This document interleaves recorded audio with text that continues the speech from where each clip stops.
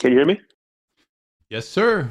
Hello, everybody, and welcome back to CoinPoker's Cash Game World Championship. I'm your host, Johan Merlo, and we're back. This is day 9 of the challenge of 28, and we're joined by Mr. Art Papazian. Did I say that right? Papazian, but yeah, close enough. Okay, actually, that was completely wrong by me. How's it going? Going great. How's it going with you? Pretty good, pretty good. Yeah, actually, I didn't even know that was you, right? Like we've met before, and actually went to get food with a common friend of ours. But pretty cool to see you in this.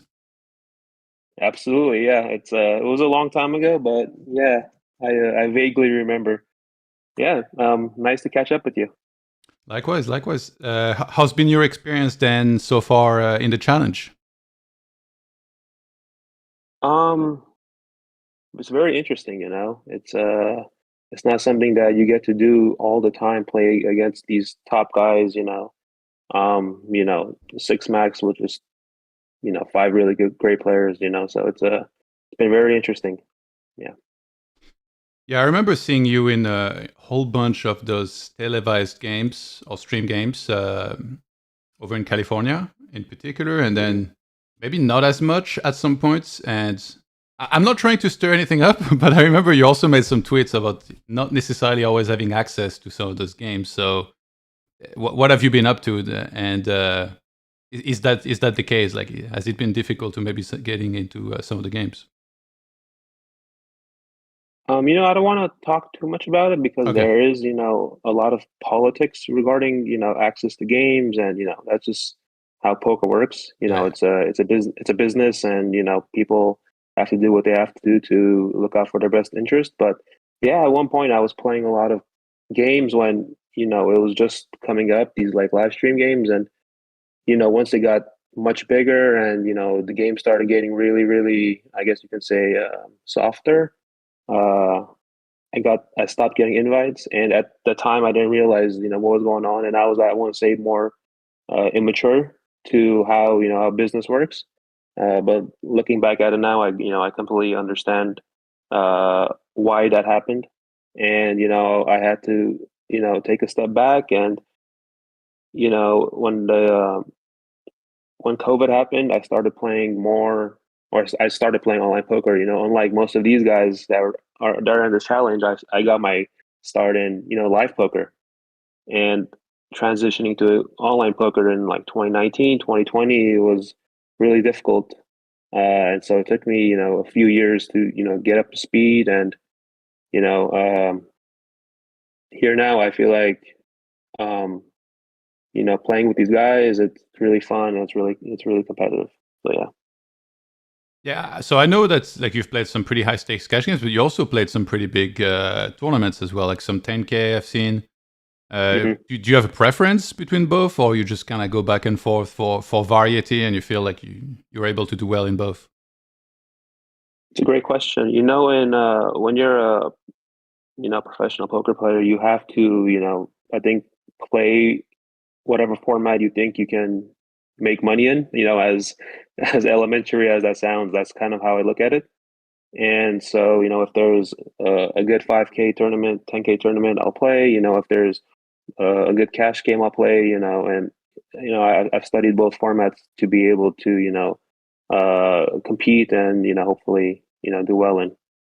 So yeah, I wouldn't say I have a preference. I think both formats are very intriguing, very fun, very very different in their own regard, but both offer a lot of complexity.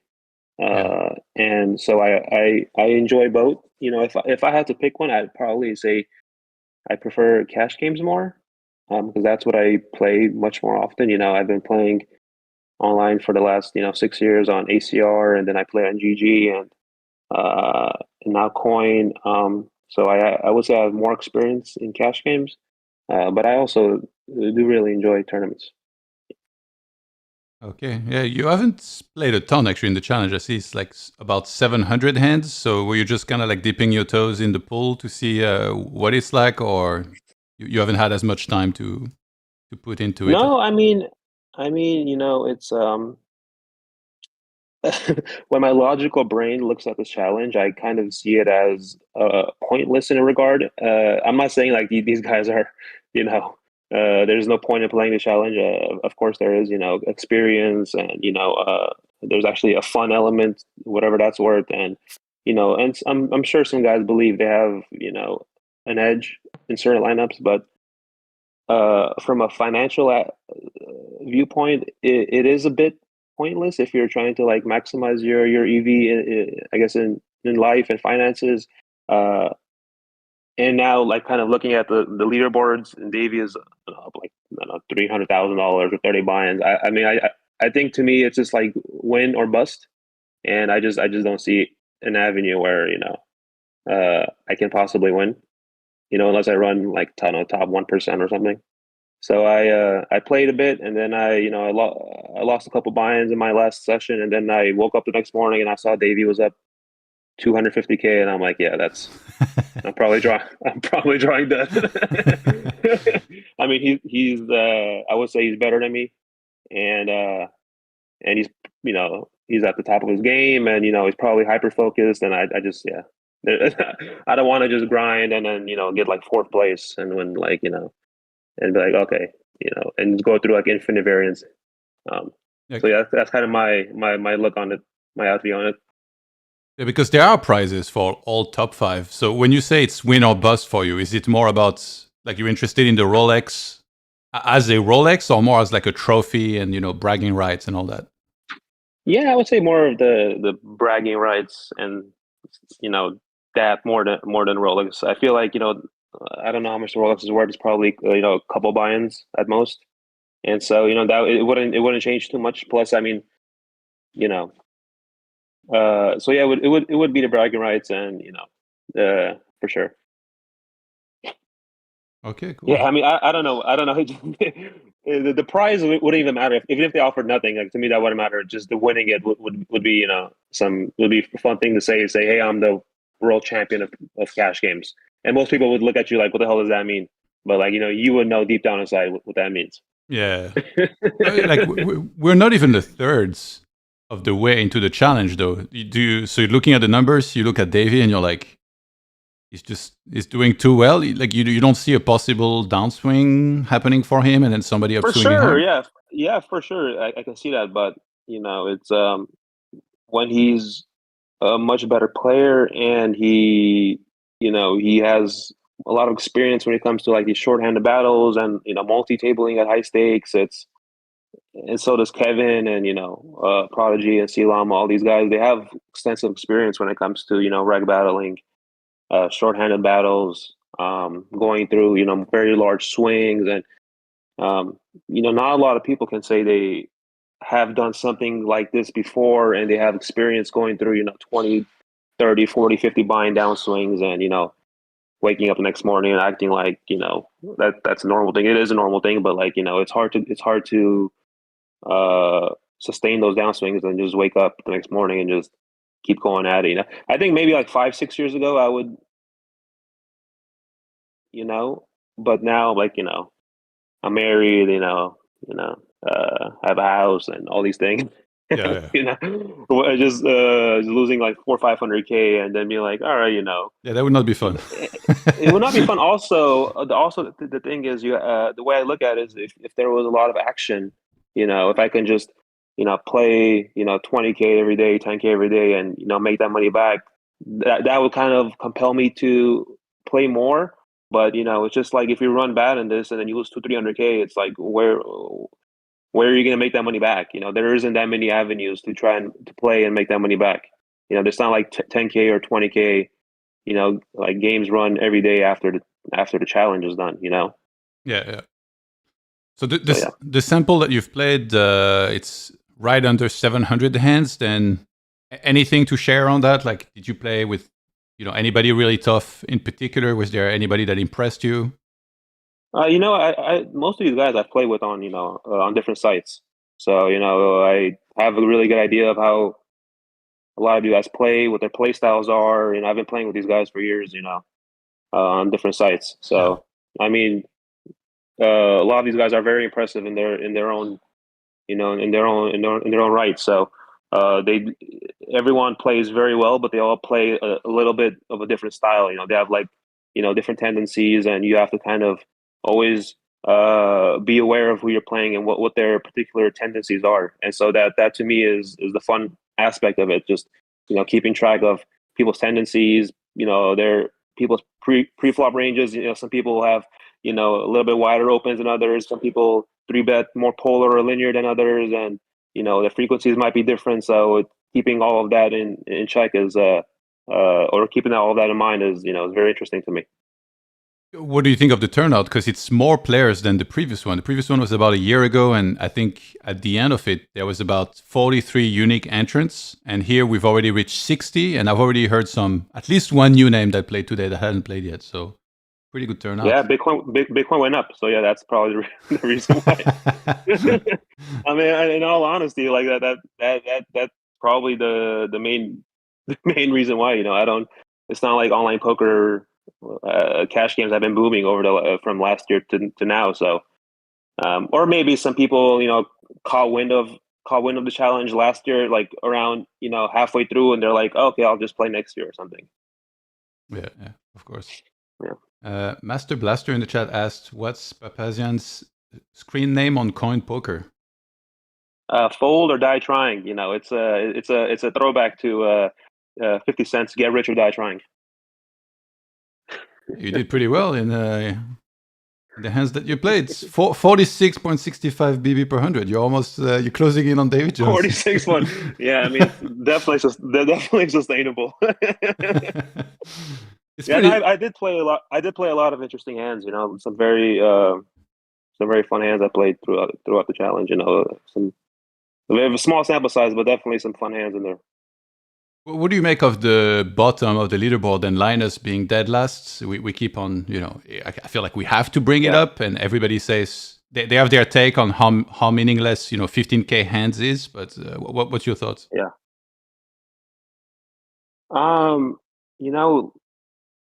Linus plays a very high skill capped theoretical style, and he's not afraid to attack like these neutral EV spots. And when you do that every hand, you can win a lot of money, or you can if you're on the opposite side of variance, you can lose a lot of money. And so I'm not that surprised to see that. I mean, this is definitely possible. Someone that puts in a lot of volume and plays a very aggressive high variance style, it's going to happen sometimes. So I mean, yeah, it is what it is. I mean, like, I'd be more surprised to see like Muna's at the bottom of the leaderboard than Linus, if that makes sense. Because of his style, okay. But he's not towards the top either. But yeah, he's not quite at the very bottom. Yeah, but Muna's, he plays. That's just one guy that just comes to mind. He plays like a very, I would say, like defensive style. Yeah. Whereas Linus plays like a more, I guess for lack of a better word, like an aggressive style. He's not afraid to attack. Capped ranges and or embrace like these high variance spots. So yeah, it is what it is. It'll be fun. And what's your take on volume then? Like you mentioned why you played the volume that you played, but as far as like some of these players, do you feel like is there a right pace to be had on average? Say like if somebody's like for tabling, you would expect them to at least play 1K hands a day. To be eligible for one of the prizes, you need to play 20K hands, and it's 28 days long. So if you want to take days off, you kind of need to play 1K hands a day. But some players, they lag a little bit behind that, or they play just insane amounts. Rigged already has 26K hands. Like, I feel like nobody's even close to this. He's just been grinding like insane hours. And it's not really working out very well for him. Whereas like in the previous challenge, I can bring up the leaderboard on the stream. He finished in second place with the second most hands, 70K hands. Wow. He had. A lot of hands. Yeah. So you think like, it's just 70K hands, right? Like you would need hundreds of thousands for it to be really meaningful, and we can't really read into it too much? Or do you think maybe when playing a lot of volume, it's kind of hard to play as optimally as somebody could?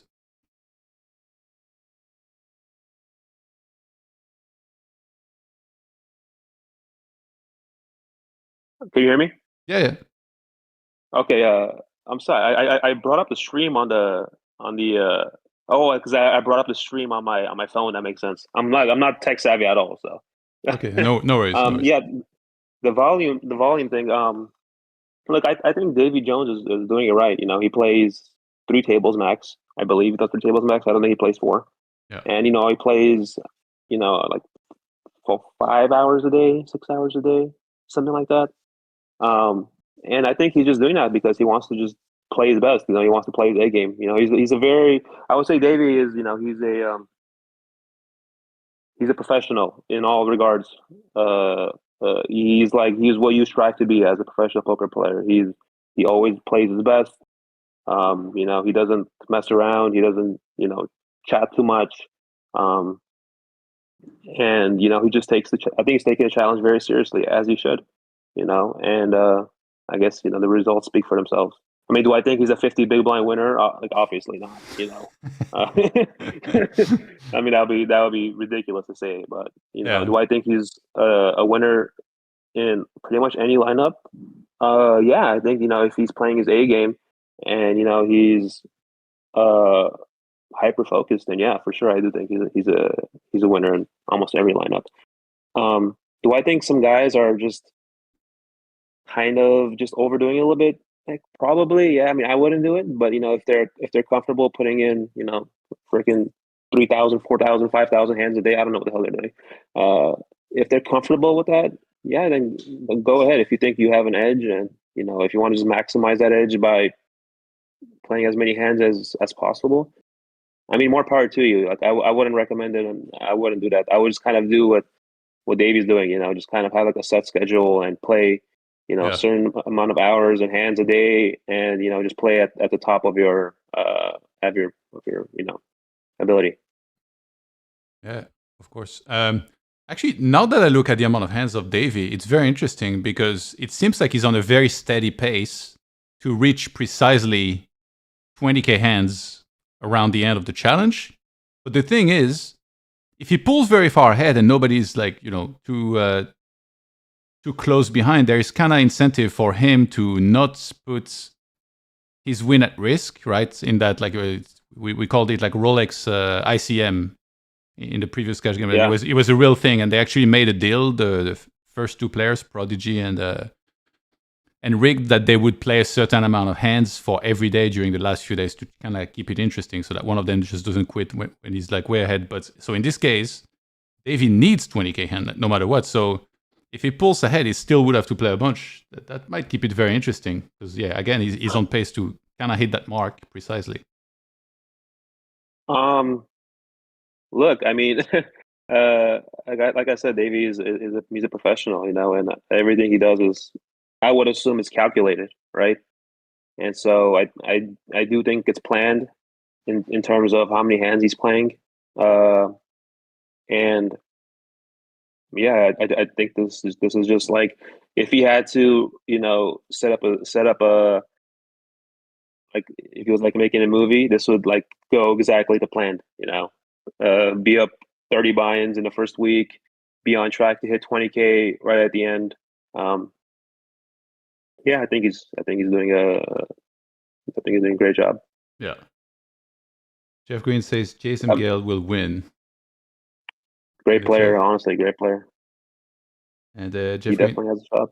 He also said, "No way, Art. I used to watch that full on Hustler." How you doing, buddy? Slider says, "I remember Art from live at the bike days." Yep. Absolutely. So do you have a top player or top 3 player then in the challenge that you feel like are the best and should be able to do very well? Like, so far, a lot of people, they always bring up Linus and Davy, and somehow one of them's at the top, the other one's at the bottom. But what's your top 3 personally out of the 60 players? I mean, wow, it's a very very interesting question. You don't have to answer, by the way. If there's anything you don't want to answer, like. I mean, the thing is, I haven't played a lot with Linus.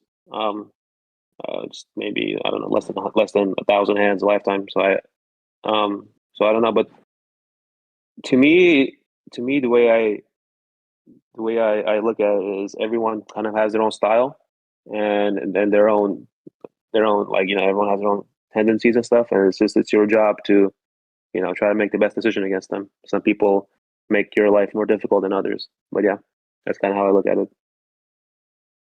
All right. I think maybe Yolan might join us. Do you know him? Yolan Cohen. Yeah.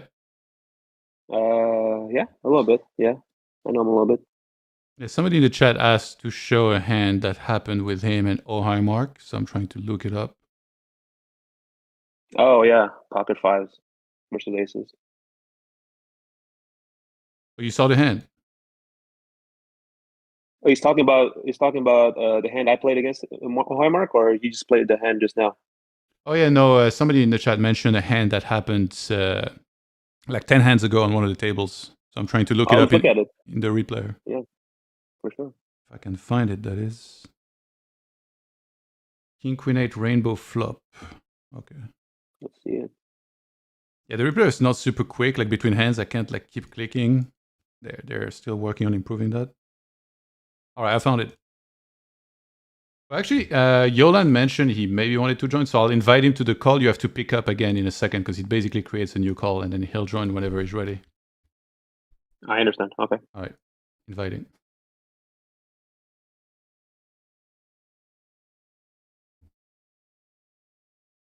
All right. Did you see the hand in question that was brought up? By any chance? Art, are you there?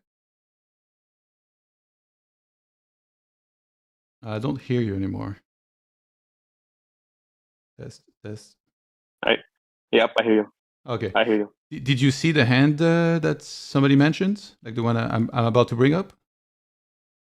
No, how do I honestly? This might be a stupid question, but how do I see what you're looking at right now?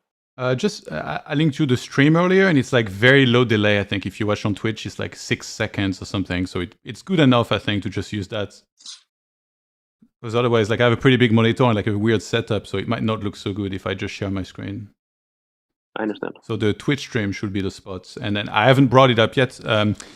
We started actually, a lot of those hands that we go back over, we treated as mystery hand, and we just kind of talked about strategy. But recently I brought up that maybe we should reveal one of the hands to make it a bit more interesting and kind of like go through the hands from the point of view of one of the player. And somebody suggested we do it from the defender's point of view, aka like the person that called a single in a single race spot, or somebody that calls like a 3-bet or a 4-bet. Do you want to try that?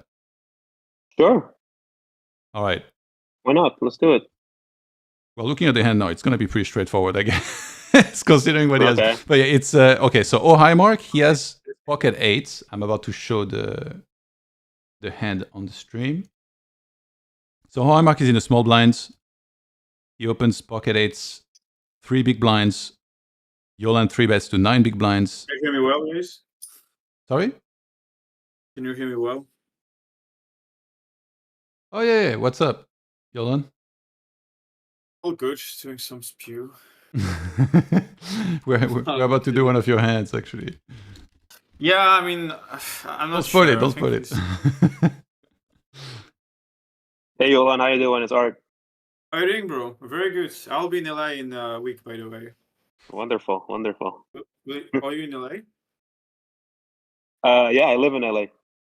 Oh, cool. Well, we can catch up when I'm there, for sure.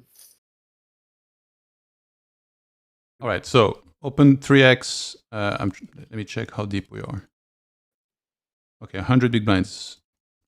Okay, I see it. Open 3x, 100 big blinds deep. Yolan, 3-bets the pot. Okay. Yeah, and then so Ohio Mark has pocket eights, and it's king queen eight. Pocket eight. Rainbow. Okay. Half pots from Yolan. Okay. He calls. There's a delay, so I'm still looking at you clicking the fast forward button. Okay, king queen 8 rainbow. Okay. You're watching on Twitch, right? Yeah, Twitch. So king queen 8, yeah. Check call, half pot. Bets, yeah, half pot. Okay, you can check raise sometimes, call sometimes. Okay. The 6 of diamonds checks around, And then on the Okay. Jack of Clubs river, Ohio Mark checks, and Yolan jams. Jam. Oh wow. Well, I guess like it's completely uninteresting with eights in that like you're obviously not folding. Yeah, but I mean, like I would facing the jam, like I would just obviously call, but like try to figure out, what his bluffs are here. Yeah. It's kind of interesting. Yeah, you don't really see this line too much from in position. Ace three off makes sense.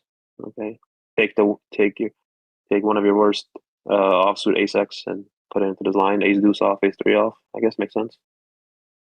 Is it normal to check the river with a set here as opposed to, leading out like either any sizing like big or that's block? what I was like thinking about. Is like if you overcheck out of position, like your bluffs are like absolutely terrible. And I don't know if you will do that, but since my range is quite polar, it makes sense like for humans to check more. But that should never be a check at all with the removal effect you have. In theory, but if I overbluff, obviously it's a good check. So I see stuff. I don't know. Like Ohio Mark actually, he plays, I would say, a more defensive style.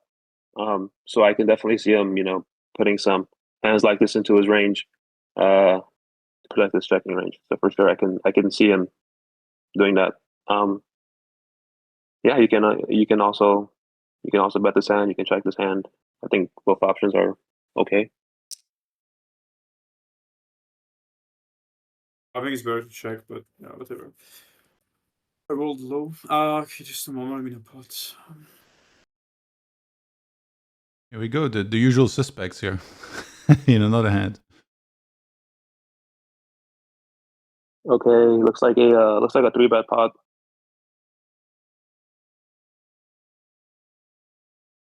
Thinking.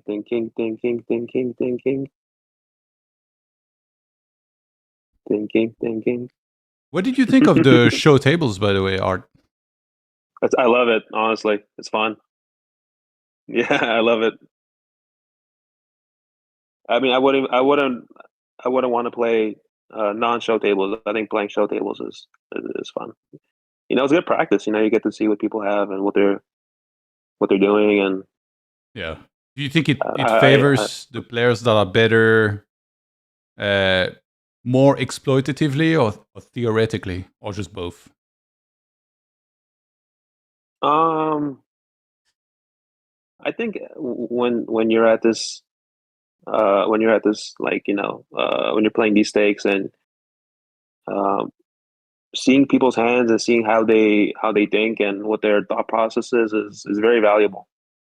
Yeah. And so I think whenever people see what others are doing, it's kind of like you can't really hide your strategy anymore. I think it's like people see what you're doing, and if you play a lot of volume, people can make reasonable inferences about your strategy.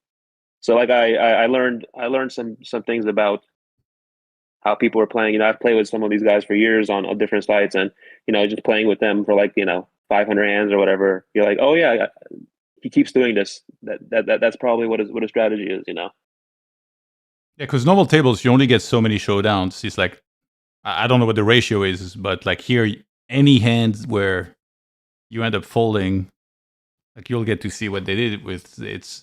Do you think that's players make some big adjustments because of this, or it's very minimal, if any at all? I mean, I feel like, yeah, you should make adjustments, or by adjustments I mean you should pay attention to what like people are doing. Yeah, Like I no, don't want to say, I don't want to say exactly like who is doing what, but just even pre-flop, you play pre-flop every hand, right? And it's a show table. I mean, you can you can make some reasonable assumptions about what people are doing pre-flop, and then take that information throughout the rest of the hand, and also just adjust your pre-flop ranges against that particular person depending on what you think they're doing. So there's a lot of information to be gained just from paying attention, even at these stakes.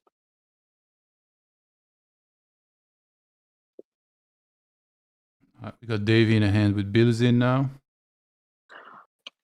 And Sanida89 in the chat asked, who does Yolan thinks are the top 5 and will he release, play and explain after the challenge with showing cards?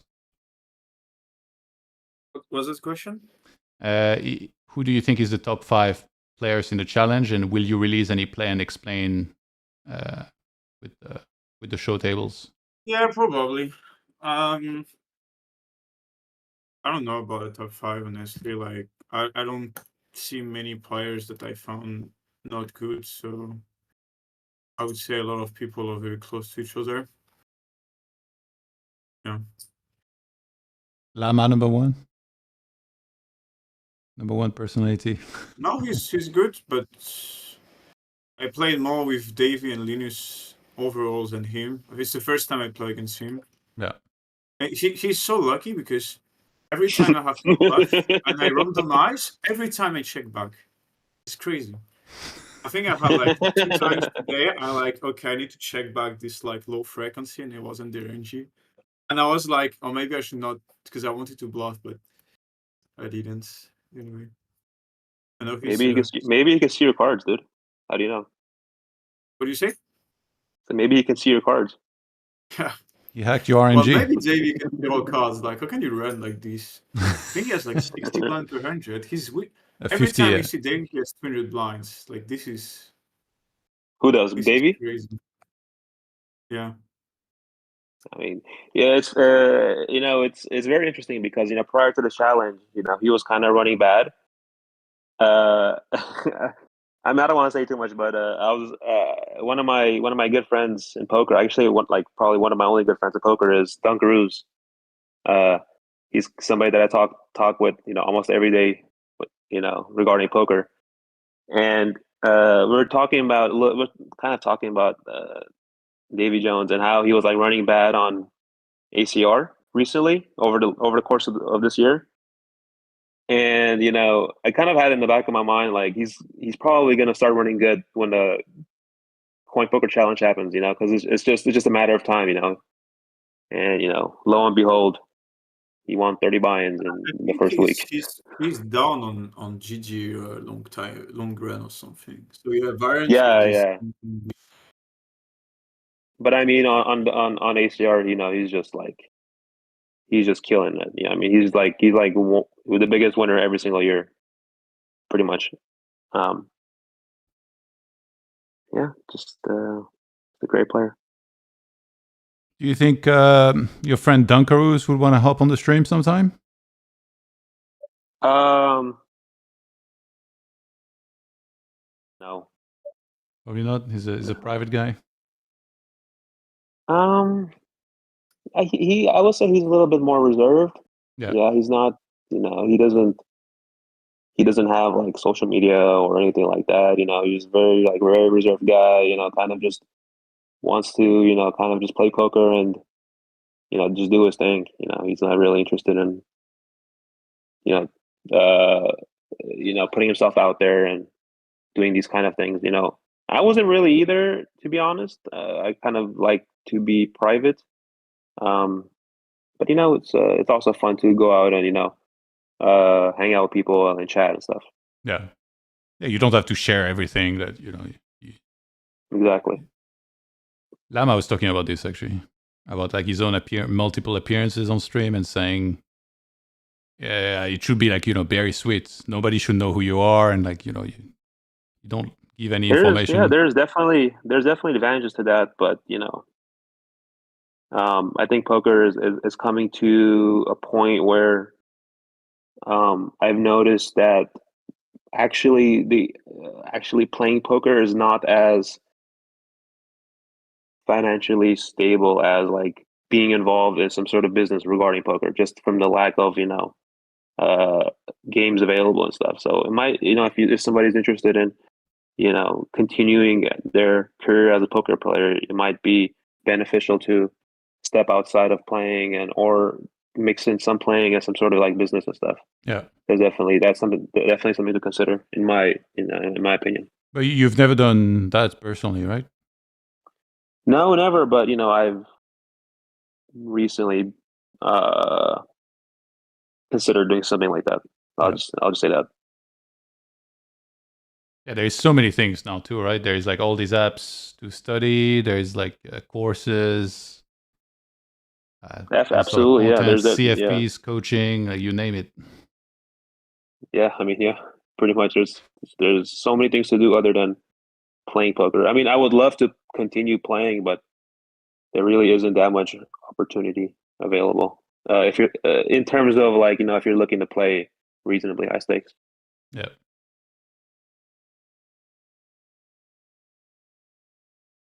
Let's see what's going on here. So Davy has 200 bigs here, 130 bigs there. The classic Davy small 3-bet in position, or smaller than theory suggests. Gets 3-bet and gets called 4-bet by losing. He had it. Davy doesn't fold that much in these spots. I think he's very content in playing in position. He probably angry folded a pure fold hand. He's like, I don't want to fold, but I have to. Do you think it's because he's very confident post-flop he's going to be able to play very well?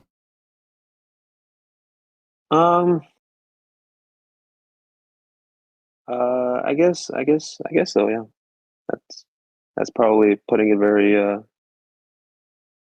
very, very simply, but yeah, I guess that's why. Have you been keeping up, by the way, with the streams so far in the challenge, or not so much? You were kind of focused on doing your own thing. These streams? Yeah. I watched a few. Yeah, I watched a few. Now just have it in the background and stuff. Yeah. I think it's really cool. We get to learn from like so many other players, hear their story. I think Jeff Green asked, "Does Art play on ACR?" Yes, I do. My screen name is Gmail Hunter. Don't ask me about the name. I don't know. Something I came up with 6 years ago. They won't let me change it. It's 6 screen. Oh, actually, it's funny.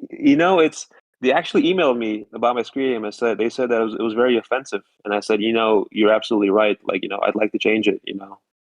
And then they had me send 3 alternate screen names that I would like to have a change to, and then they never emailed me back. And I was like, you guys emailed me in the first you guys emailed me in the first place, and then you guys emailed me, and then you guys just ghost me. Like, how does that make sense?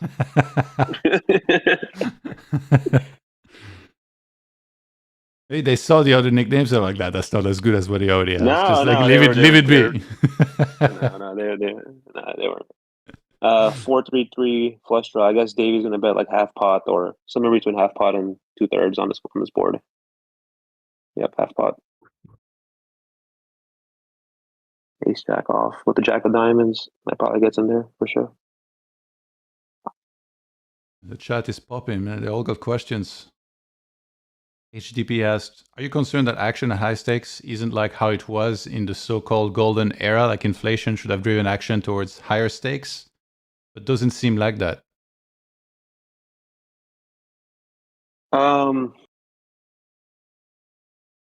It's definitely concerning how dry it is, to be honest. I mean, plainly speaking, it's there really isn't that much action. I think, I mean, it's asking a lot for people to deposit hundreds of thousands of dollars and play high stakes poker. I just don't think a lot of people are comfortable doing that. And then there's other avenues for them to do that are more enjoyable. There's tournament poker. I feel like it's more enjoyable to recreational players than cash games and private games. And I guess online poker is like the last step somebody would even consider playing poker in terms of all those other options, tournaments and private games and all that stuff. Yeah, I thought that there was action, like high stakes action, but just that it's like everything's super private nowadays. That's what I keep hearing. Anything above, I guess the the biggest somewhat public game is like 10, 20, 40 from what I hear. And then anything above that is like almost impossible to get into if you're a competent player. Yeah, I live in LA, so there's like a 10, 20, 40 game that runs at the Commerce Casino. Is it the hardest game in the world? The hardest game? Yeah, it's supposed to be a pretty hard game, right? Because it's like those guys that can be are very good but don't have access to private games usually. I wouldn't say it's very hard. Like, I would say it's. I mean, compared to like this challenge, obviously, it's not very hard. People are still not playing well in most of the spots. But I mean, poker has come such a long way where it's just like even these guys are still. It's not like you just wake up in the morning, you're like, oh, I can't wait to go play the 10, 20, 40, and get my 20 hands an hour in playing NYMAX or something, It's not it's not something that I think anyone wants to do, to be honest. Like I definitely don't play it. Like I probably play like 3-4 times a year, to be honest. Plus I kind of I kind of live in the hills, kind of far away from where Commerce Casino is, so it's kind of a drive for me to get there. Yeah. And so it's not. I don't want to drive 45 minutes. For you, the spot is Commerce, because there is a lot of places. There is like Hustler, Bike, Hawaiian Gardens, right? There is quite a few places. So for you, the D1 spot, the main spot, it's always been Commerce? Commerce, yeah. The Bike doesn't have any public games. They have private games. Yeah. Right. So they don't. Hustler obviously has that live stream, but that's private as well. And so, yeah, the only game that is public that's reasonably high stakes is Commerce. And that doesn't even run every day. It runs like 3-4 times a week. Isn't the rake? Sorry, go ahead. I was just going to say it's not something that I'm very interested in playing at those stakes. Isn't the rake completely egregious, by the way, in LA? Like a year or so ago, I went to visit a friend there for a week, and then I played a bunch of Hawaiian Gardens, and when they told me the rake, I thought they were doing a prank.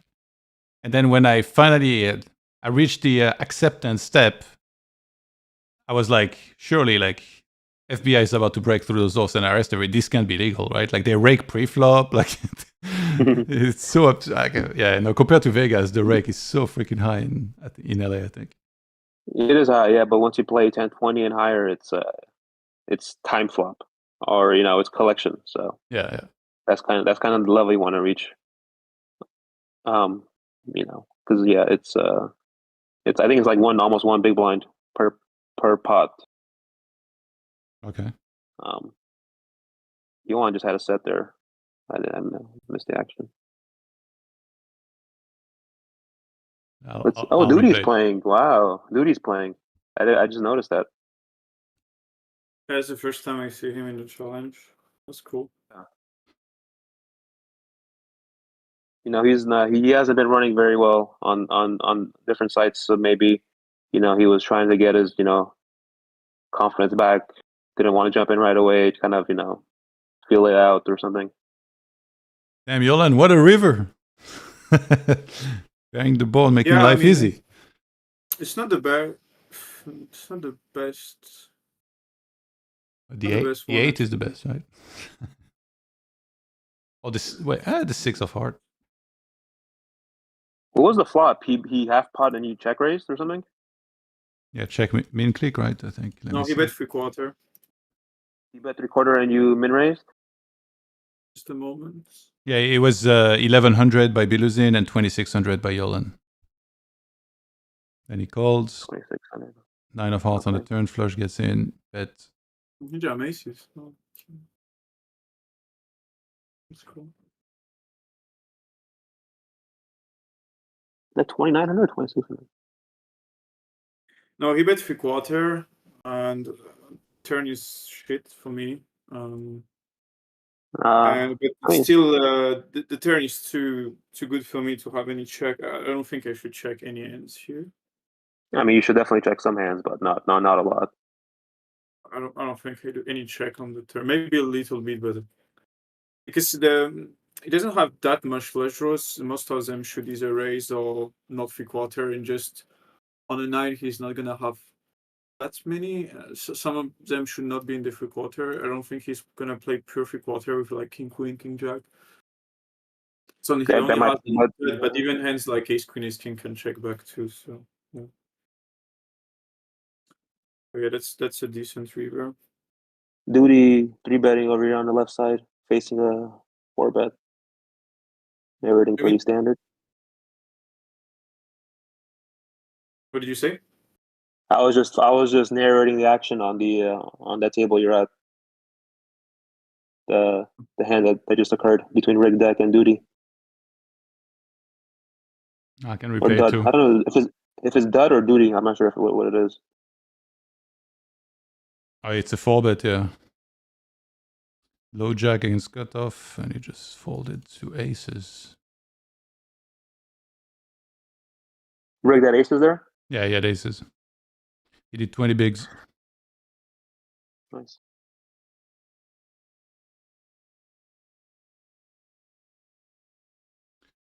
Alan says duty is correct. Money bye-bye. That's how I know him. HDP says, wouldn't variance be insane at 20 hands per hour, 9 max? Yeah, that's live games. Imagine you're down a bunch. Live is very tilting because you know, like you lose 1 or 2 buy-ins, and you're like, yep, it's I just lose money. I lose money today. And I gotta drive an hour back home. I don't know, man. I don't know how I did it for so many years. And on the left side, c-bet flop, check turn, river 5 of spades. Davey definitely can have some block bets here. Definitely can check some, can bet some.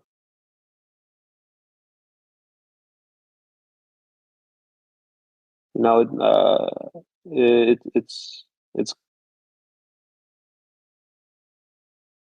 Davey always he thinks about his decisions. You know, he takes his time. Small bet. I ran into a flush, but because of the paired boards, duty just called. Very interesting hand, yeah.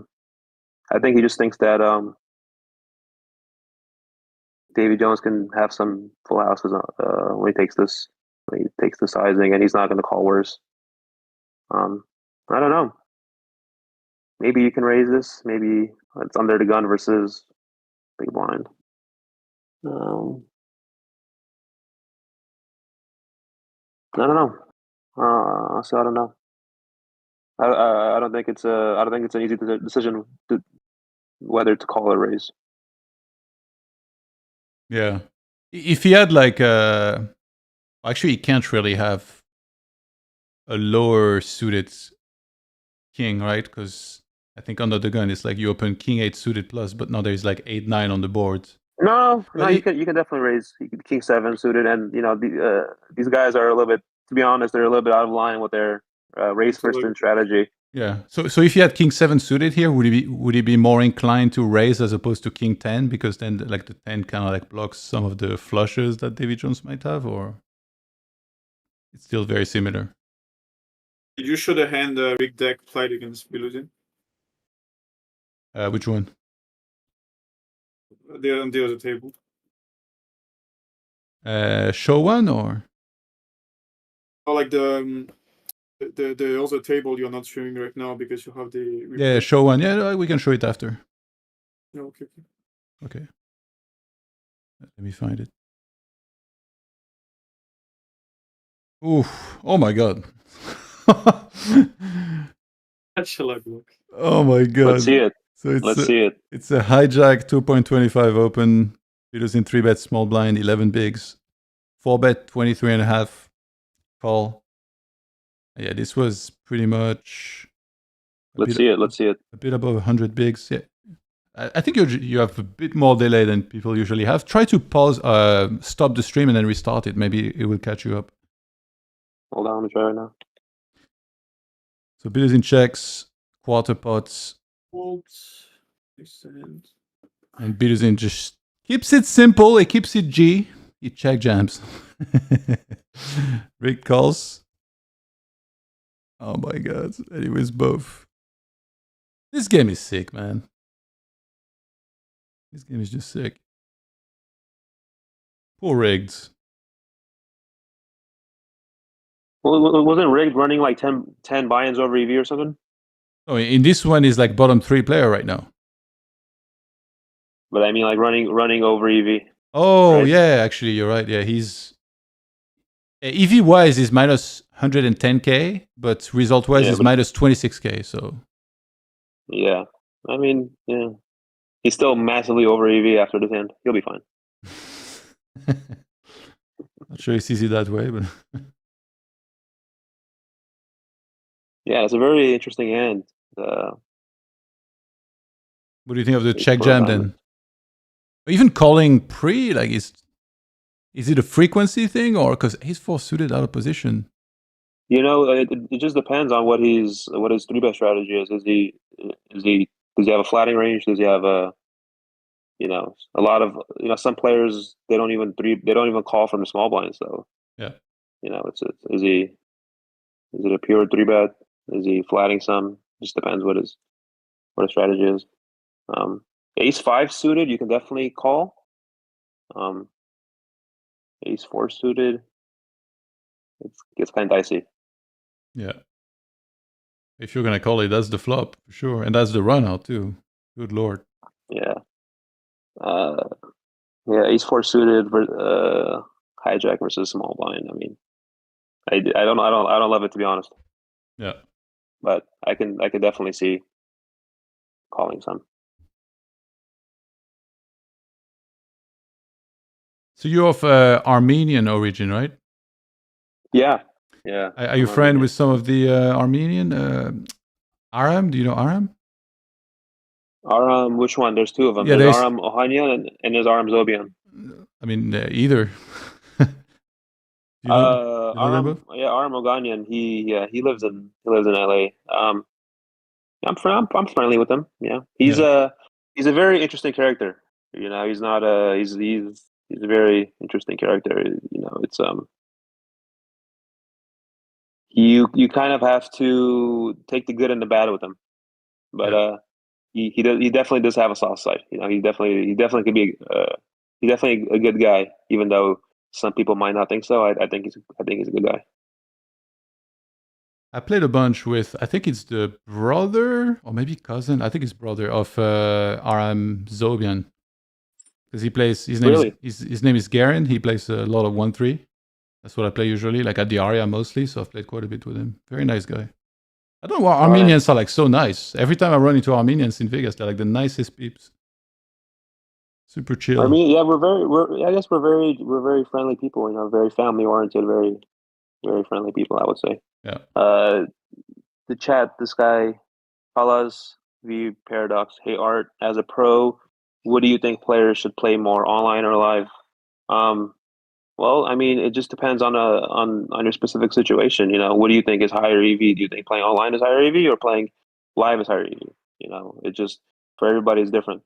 So yeah, I would just say, look at compare both options and make that decision for yourself. I guess what you have access to is quite relevant, right? Depending on where you're located. Yeah, I mean, if the local casino down the street has 8 recreational players and they're just waiting for you to come and sit in, yeah, then go play that. What I mean? Like, please come play with us. Like, all right, fine, I'll come play with you guys. If that's the case, then yeah, go ahead and do that. But playing online poker for me specifically, it really helped me, see poker in a different light. Helped me improve dramatically, studying, solvers and all that. That was kind of like a foreign thing to me before I started playing online, and it took me, I never had a coach or whatever, so everything I learned on my own through trial and error. So, and if it wasn't for online poker, I probably would have never explored, that whole solver aspect of poker. So there's definitely good and for live and online. So I would say, try both maybe. Yeah, personally, I like going back and forth, like playing a bunch of online, then going to Vegas for like 1 month, 2 months, playing a lot of live, then going back home. Like one will kind of make me miss the other.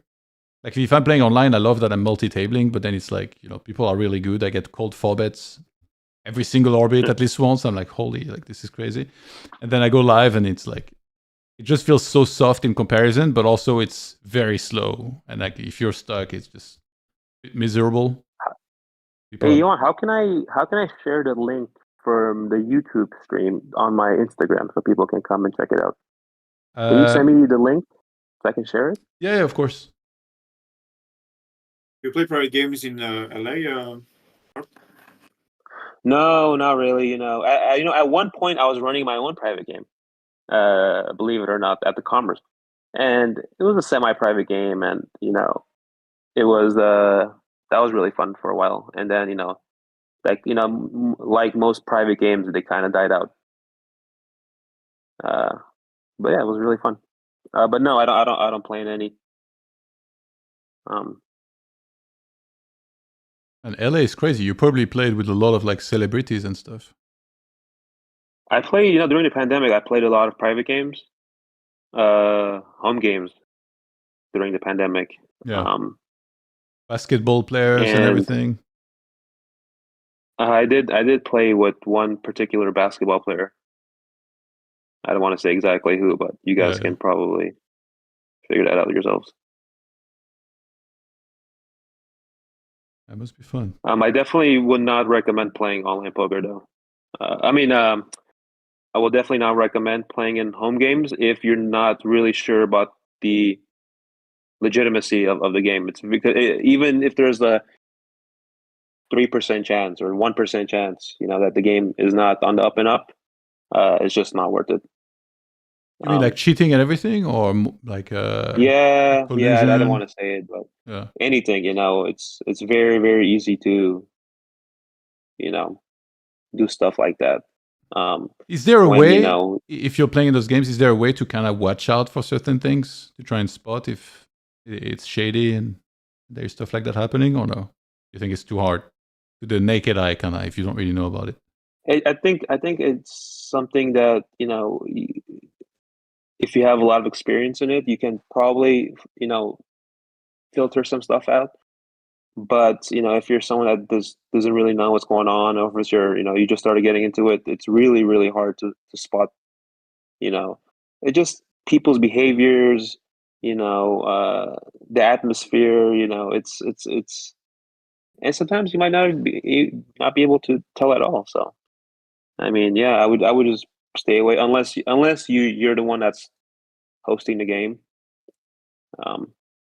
That's the only time I would. Or if someone is completely 100% backing you, but then they might not pay you, right? So that's a problem too. You might not get paid. I don't really see any merit to doing it. Usually when we get somebody new on the stream, I always kind of ask about their story, like when did they start playing and their rise through the stakes and ranks and everything. So I'm curious if you'd be willing to share like your own story. I'll keep it short. I started playing live poker when I was my early 20s. I want to say about 10 years ago. And I had some success. Obviously, lost some money, won some money, had some success. Started playing bigger about a year and a half after. What did you play initially? The $300 buying game at Commerce. Okay. So I think it was like a 2-3 or something. Yeah.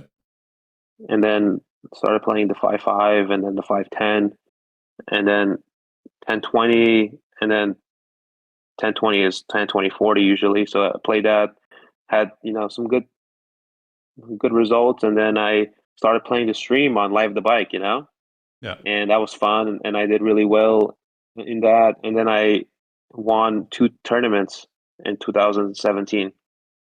For how much? So about $1 million. Yeah. I mean, nice. let's not forget taxes. You know, so I had to give about $300,000 of that back to our amazing government. Uncle Sam. Yeah. Oh, Art, I have a question for you. Yeah. It's a bit random, but do you know some villas I can rent with 5 people for a month in like a week? Or do you know people Uh, could see like around Beverly? not off the top of my head. No, and I really don't know anyone that Okay, would have like connections in that sphere. So right. That would be a hell of a sorry. hookup if you said, yeah, like, I know Yeah, someone. Like, yeah, he's got a yacht too. Yeah, my cousin. Yeah, it's just, and it's free too. So sick. Sorry, buddy. So, how long did it take you then to go from the 2-3 to the, to let's say like 5-10 and then 10-20-40? Like, what timeline are we talking? A few months from between 2-3 to 5-5, and then maybe like 6 months from 5-5 to 5-10. That's pretty fast. Maybe shorter than that. Well, yeah, I mean, like 10 years ago, 5-5 at Commerce. I mean, like it was like a jungle. I mean, it still is a jungle, but I mean, it was like a zoo. I mean, just it was you wouldn't believe like what was going on. I mean, people were just going all in blind nonsense. I mean, it was a great time to play poker, honestly. Yeah, and then 5-10 to 10-20, pretty short. I mean, everything just feels like a blur, to be honest. It just happened so fast. Oh, we got a big hand, Queen Jack of clubs. Davey, of course, has the nuts. What else is new? Yeah, nice hand. Yeah, everything just feels like a blurry on, and then played on the live streams, won a couple tournaments, played in some huge games after at Commerce. Like there were like these huge public games at Commerce after I won these tournaments. They started popping off with this lawyer guy, you know. Learned a lot of lessons along the way, from 10 years ago to now. Yeah. In terms of like how to be a professional and how to, conduct yourself as a professional poker player. It's not all about making money and then just blowing it and then making money and then blowing it. That's how people end up. That's how people end up broke. So. And how were you improving then?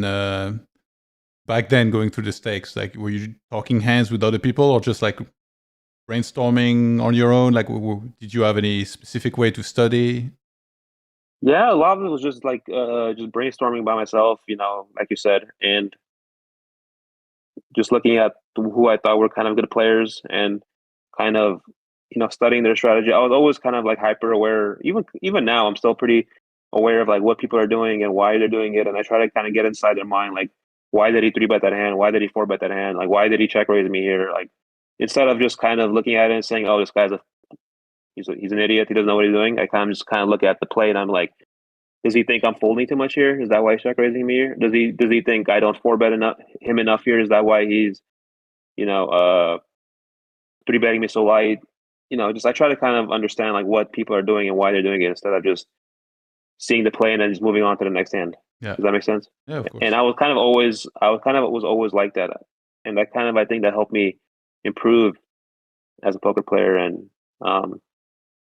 kind of get me to where I am now. Yeah, it makes sense. Duty facing a small bet on the turn on the ace, it makes sense. Probably wants to bet his range a lot on this turn. And then the Explodable ended up blocking river on the Queen of Hearts. I guess when he's trying to bet like ace 10 here or something. Ace 9, ace 10, something like that. That's kind of what he's trying to say he has. I'll let you wait and see. Puts the jack in a weird tough spot. Puts king queen in a tough spot.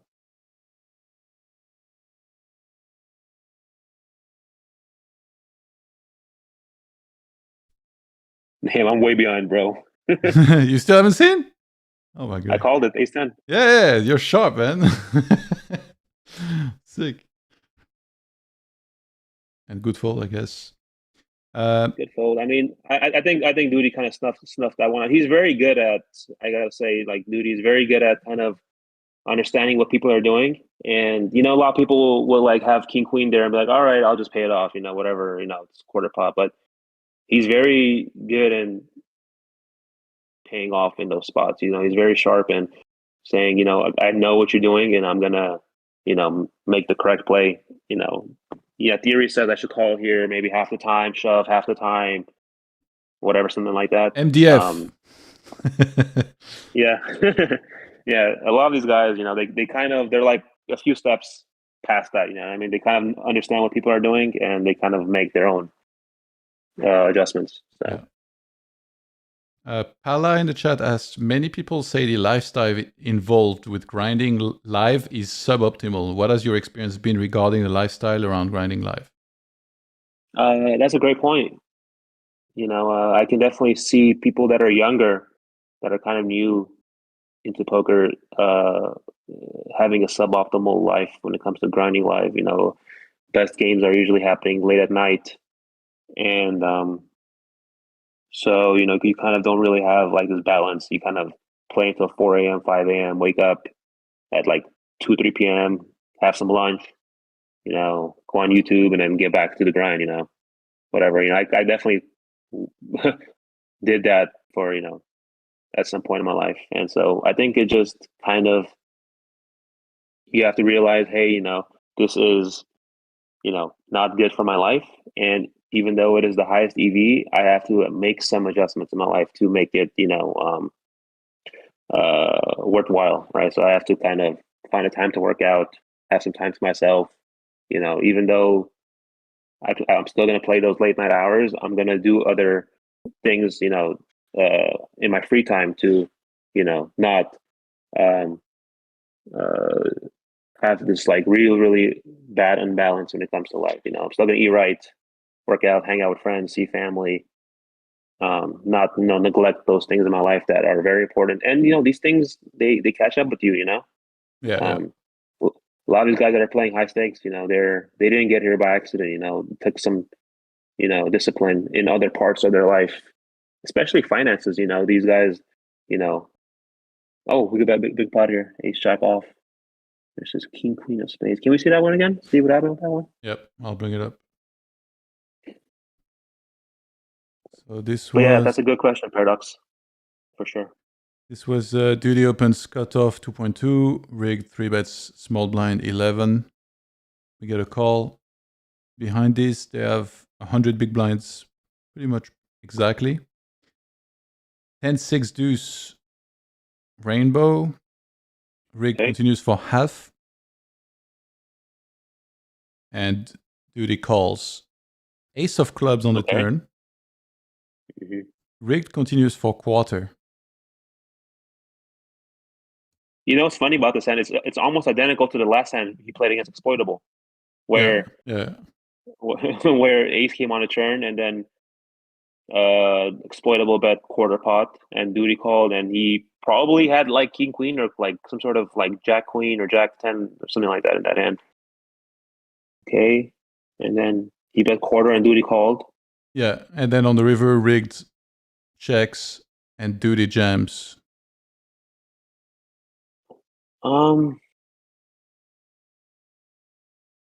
Seems fine.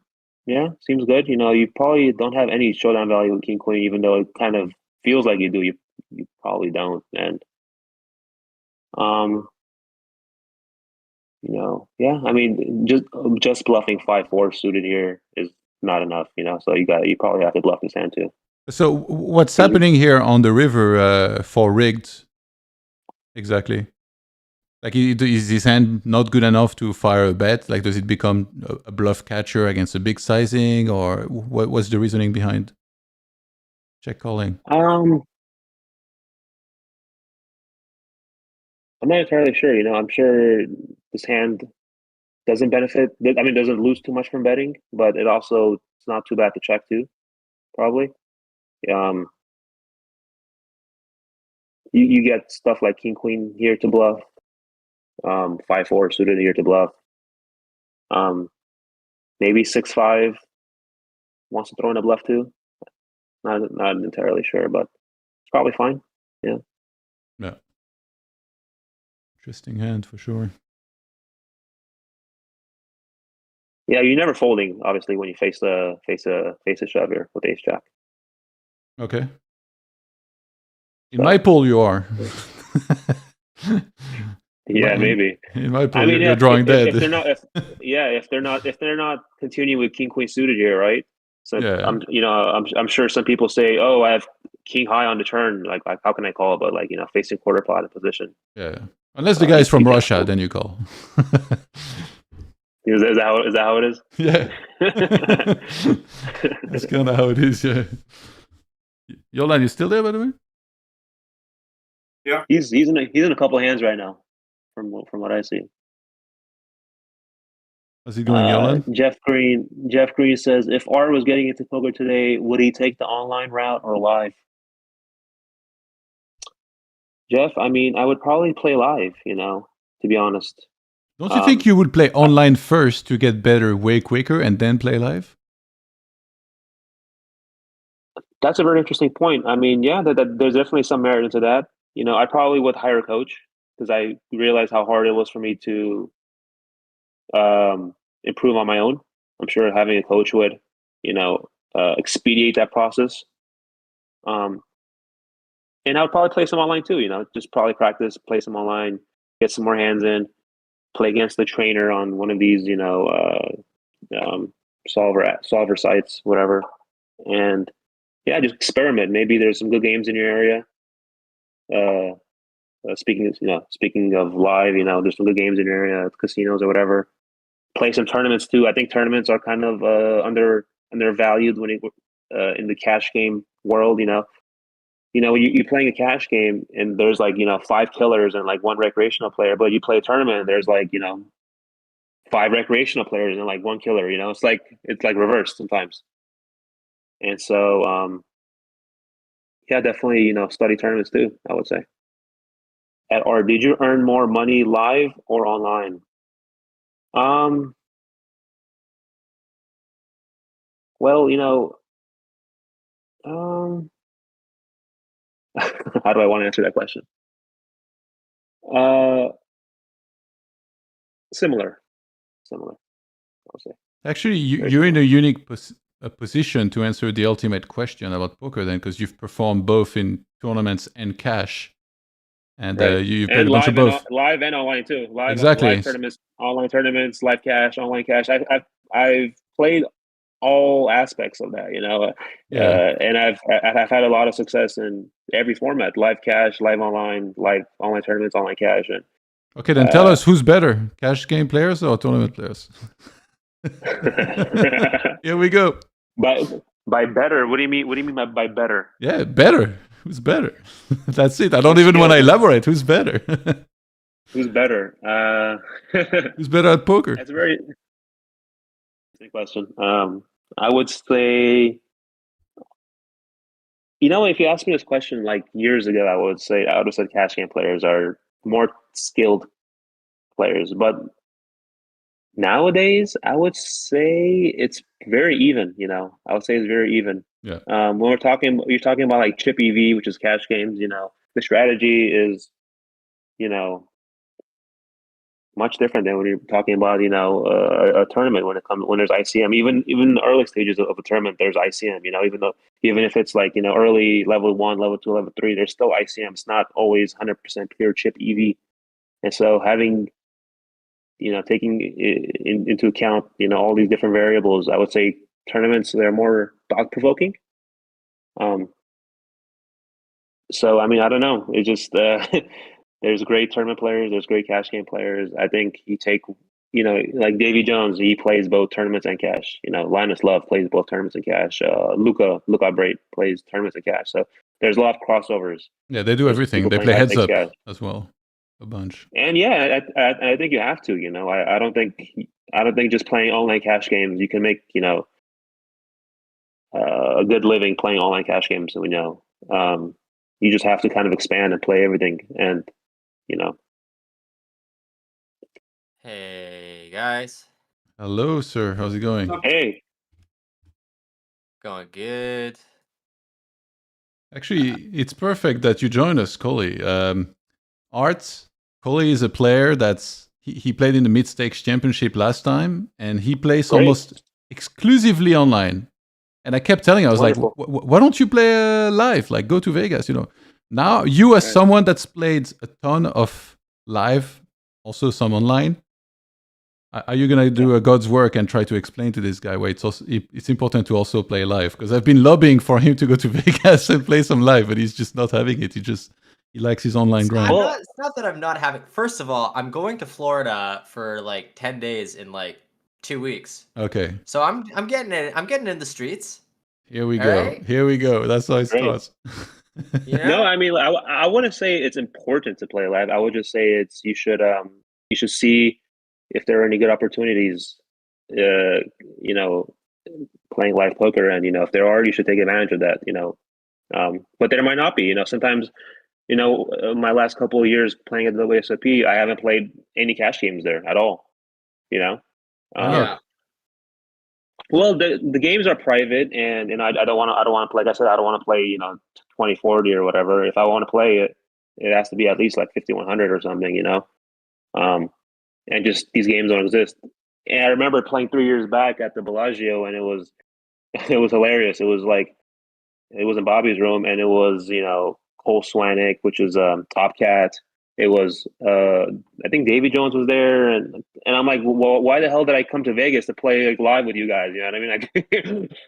Like, why are we doing this? There's no point. We could have just stayed at home and just played online or something, or played play a tournament. So it's just like after that, I kind of realized, hey, cash games are kind of dead when it comes to high stakes. So, but if there's good opportunity, like I said, if there's good opportunities, you should take advantage of those opportunities. I'm also not rolled for games that are so big that they're worth traveling for anyways. I mean, I feel like the trajectory for a lot of players is build up a roll and build up skill playing online, and then get to a point where they're well rolled and also potentially a little bit capped out in skill, and then transition to live. And I feel like that happens to a lot of people. They just cap out at different points in their career. Like a lot of the guys that are playing, 5-10 live, were like beating 100 an L, and then they're like, "Okay, fuck it, 200 an L is too hard. We ball," and then they just move to just playing 5-10 live for the rest of their lives. And I feel like people do that at like 100, 200 as well. Like they just they get to 2K an L, and then they're like, "Oh, I can play 100, 200 and win," and they go do that. I mean, if you could play 100, 200 consistently, then you should definitely do that. But if it's you should, if it's, I don't know of any public 100, 200 games that are running. If it's private, if it's private, then that's a whole different story. It might be a home game or something like that, and that has its own, sphere of challenges you have to overcome. Johan and I discussed that earlier. Playing in private games, I mean, it's that's a whole different animal. I've experienced it, and it's very stressful in many regards. Not just possible cheating, not getting paid, and all that stuff. And even not getting paid is like 80%, and getting cheated is 20. Yeah, and then there's the other things like all the beautiful women that are at the games. Very distracting. Stuff like that, and even your safety could be. Why is that a problem? It's a problem. Well, it's a problem, Johan's French, so he can just take that shit in stride. Especially if you're a younger guy. If you're a younger guy, and you have a lot of money, and like these girls, they kind of see you and like, oh, who's this younger guy playing? 50K, 100K in front of them. They kind of see that, and they're like, oh, let me talk to him. Maybe he's a cool guy, and then that has its own challenges. I don't want to get too much into that, but that's a problem too. Okay. What did they say in Rounders? In the game of life, women are the rig. You actually say that? There's some truth to that for sure. Some women, and some women are the opposite. Yeah, you just gotta find the right one.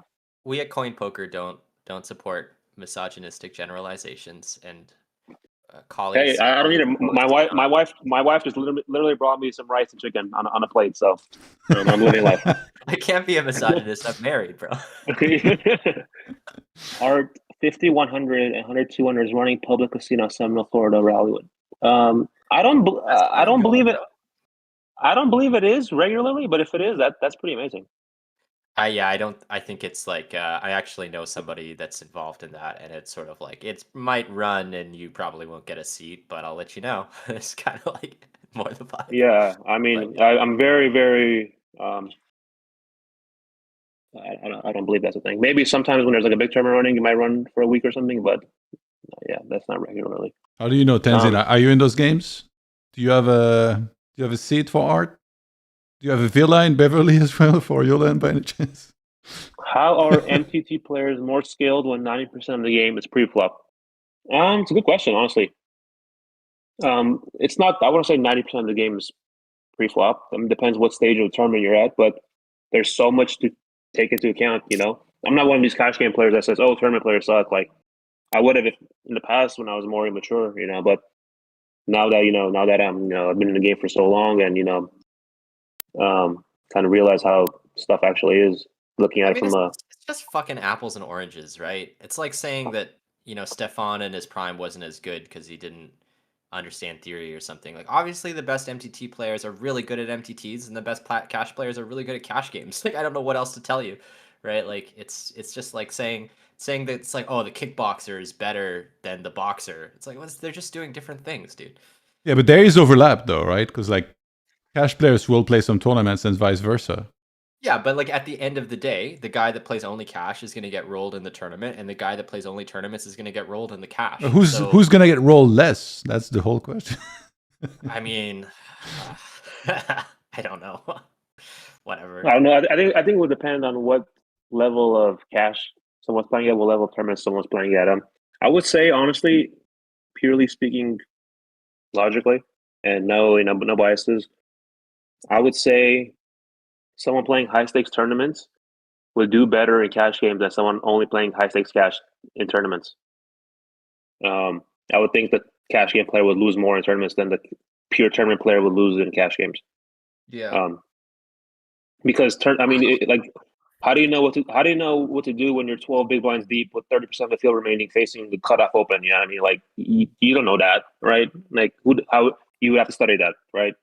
But like 100 big blinds deep, no ante. I mean, I think the high stakes tournament player would have, he might be off a little bit. He might be like one pip too wide or too tight, but he wouldn't be too far off. I worked a little bit with Daniel DeVoris, who's like predominantly a tournament player, but will play cash. And I noticed it wasn't a lot of like, oh, like I looked at this spot for 10 hours last week and I know exactly this, and this. But his ability to fake it was so strong. Like he would just kind of look at a spot and go like, I don't know. It's like probably like this kind of. And then even if he was like way off, the EV regret would be 0 for like what he described. You know what I mean? Like, yeah, like just kind of, and then like I think he's just one of those guys that can apply that to like fucking PLO with ante. He's just like, I don't know. He's just got a really good card sense, which I think is fostered more in tournaments because you just get into these really unique situations more often. Yeah, he's a great player. I think he's been around for a long time. So when you've been around for a long time, you kind of have like a good feeling of what happens, and I think he's like a prime example of that for sure. By the way, Art, how do you know our common friend Steve? I guess you played with him in LA at some point. Steve, yeah. So I've known Steve for a long time now, and I just met him playing just cash games in LA. Yeah, for sure.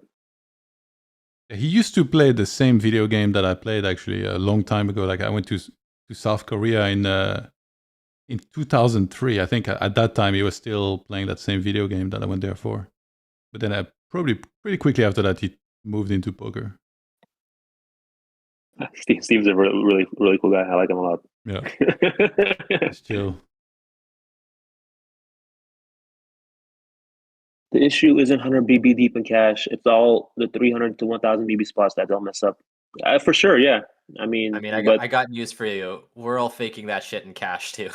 Yeah, no one really knows how to play 300 to 1,000 BB. I mean, some people I'm sure are better than others, but like because you don't have to study it that often, right? Like how often are you playing a 300 BB pot in online cash, like, or even like let alone a 500 1,000 BB pot? I mean, at that point, you just, you try to make the nuts, kind of, and then just kind of look at your opponent and say, hey, I think this guy is capable or is not capable, and just make, the right decision. It's more of like, I would say, when you're playing deep stack, it's more of like an emotional thing than a skill thing, to be honest.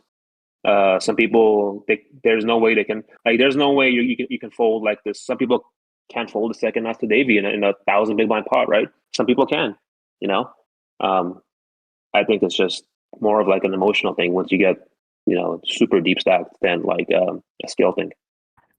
If that makes sense. Jeff Green, that's a quantifiable way of if that argument is true, then that's fair. I think it would be fair to say that if all the top high stakes cash guys perform well in tournaments and none of the tournament guys perform well in cash, then that's one somewhat objective measure of saying that the skill gap is a bit higher between cash and tournaments. But I don't know. It's like one of those. It's just hard for me to say that there's more skill when it comes to a cash game than a tournament. But I don't want to get too talk too much about that. There's a cash game world championship happening in front of us. We haven't even looked at any hands recently. Is there any cool hands we can look at that I'm mostly looking at the chat and listening to you guys about those things. Yeah, no, I want to talk about the challenge. To be honest, I mean, there's some amazing players that are.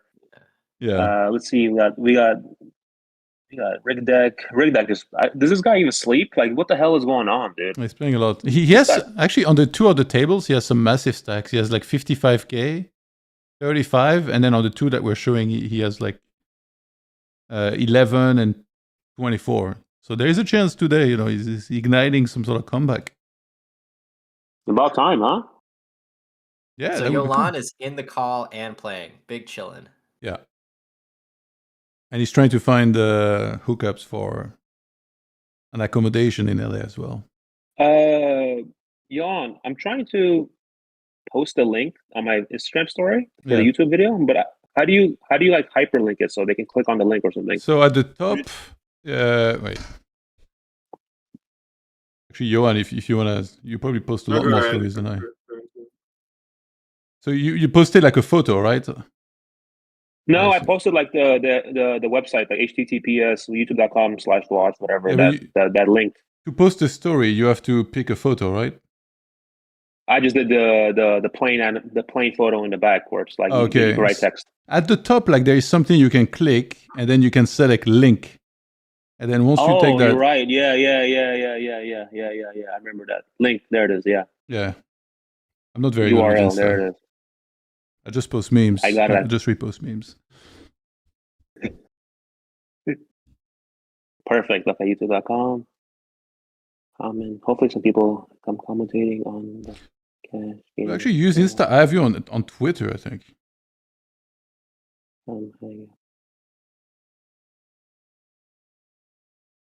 Oh yeah, I found you.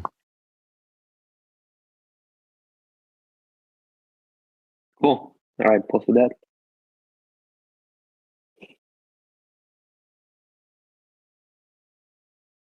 Holly, so where are you from? What do you play usually? I am from Toronto, Canada, and I play mid-stakes online mostly. Wonderful. What sites do you play on? Well, I play in Ontario, so Ontario is geofenced. But yeah, all the sites in Ontario, and like a little bit on this, that, the other. But I don't have access to global GG or anything. GG kind of did GG have their own Canadian pool? Is that what you're talking about? Yeah. Well, not Canadian pool, but Ontario specifically. Ontario is a really big province in Canada with a lot of liquidity, and then the last 3 years they made legislation to try to geofence that pool and get taxes from it. Although now they're gonna maybe change the structure, change the system. They got a judge to rule that they could freedom fuck with it. Oh, nice, makes sense. And how long have you been playing? Well, I started making money playing in 2023. Wow. Yeah, quit my I was a student, but I was working, and then I kind of transitioned into playing poker for money around then. Yeah. Great. Good luck. Thank you. Yeah, it's been I fucking love it so far. Like everybody I know has been playing poker 12, 13 years around me is like, you know, this shit, if I could go back in time, I'd be a pharmacist. But I don't know. I'm, I ain't never getting there, man. I love this. I love this shit. So I also, because I was in school when I was starting to make money playing poker, I finished the school, and then like it's still like an awkward spot where I was in school for psychotherapy, and I still see some clients a few hours a week, but it's kind of painful because I don't really make a lot of money doing that compared to anything with poker. But I just kind of keep at it a little bit. It gives back to the world a little bit, and then at some point I'll probably need to do something besides poker in life, and it's good to have another skill. So yeah, it's like a few Absolutely. hours a week of that, and then degen it up the rest of the time. Feels kind of weird to be like, how are you feeling? Like, are you taking care of yourself? And then just fucking flipping with ace king versus queens or 5K when I get home or whatever. Yeah. Do you think that you said you love it? Is it part because like it's still novel, right? Like you haven't been doing this like for ages, or do you think it's like your life balance is good enough that you might never reach any sort of burnout, which is very common with anything like somebody might do a lot? Well, I think with most jobs, satisfaction diminishes once you feel like there's not much more to accomplish.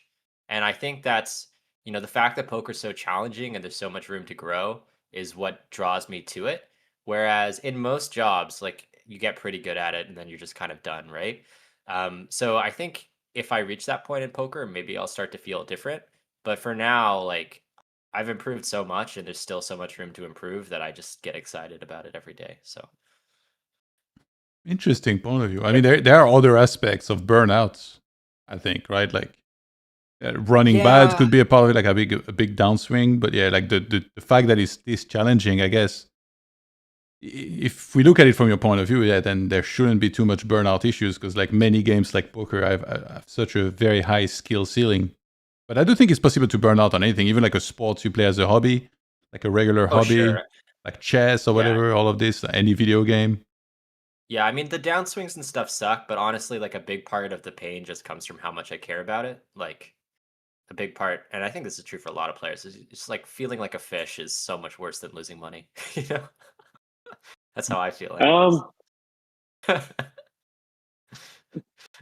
Art, who's been I don't around for a know. long time, is like, Yeah, I don't good know. luck I with don't know. that, bro. I don't agree with that one, to be honest. But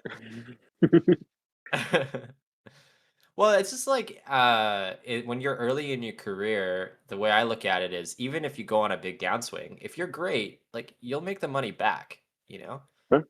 When you start to feel like maybe some of the people you're playing against are players you'll never be able to surpass or overcome, you start to have that anxiety. To me, that's much more potent because like I don't know, if I lose like 10 binds to a fish, I'll be like, whatever. If he's back tomorrow, I'll win it back. But if I get crushed by a reg one session, I'm like, oh my god, I'm washed. So that's where my anxiety goes. But yeah, it'll go away in a couple of years. You'll be fine. yeah, I You hope won't feel so. like that. Yeah, you won't feel like that. Oh, wow. Exploitable 2.2.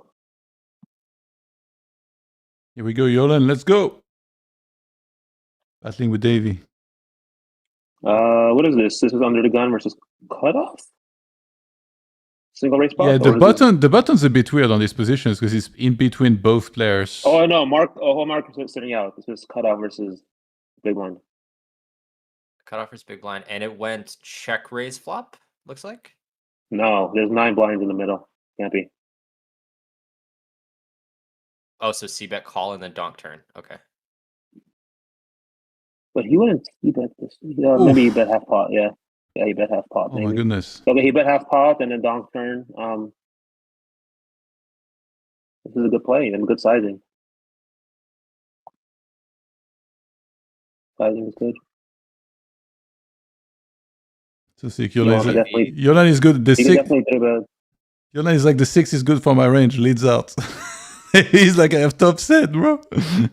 It's a spot where you probably have to do some leading, but Yeah. some people I think overdo it a little bit, to be honest, in these spots. Yeah. And finding the right hands to do it with can be tricky because a lot of hands are mixed, and just regulating those frequencies can be pretty difficult. Yeah. Also, there's some hands that don't want to do it at all, right?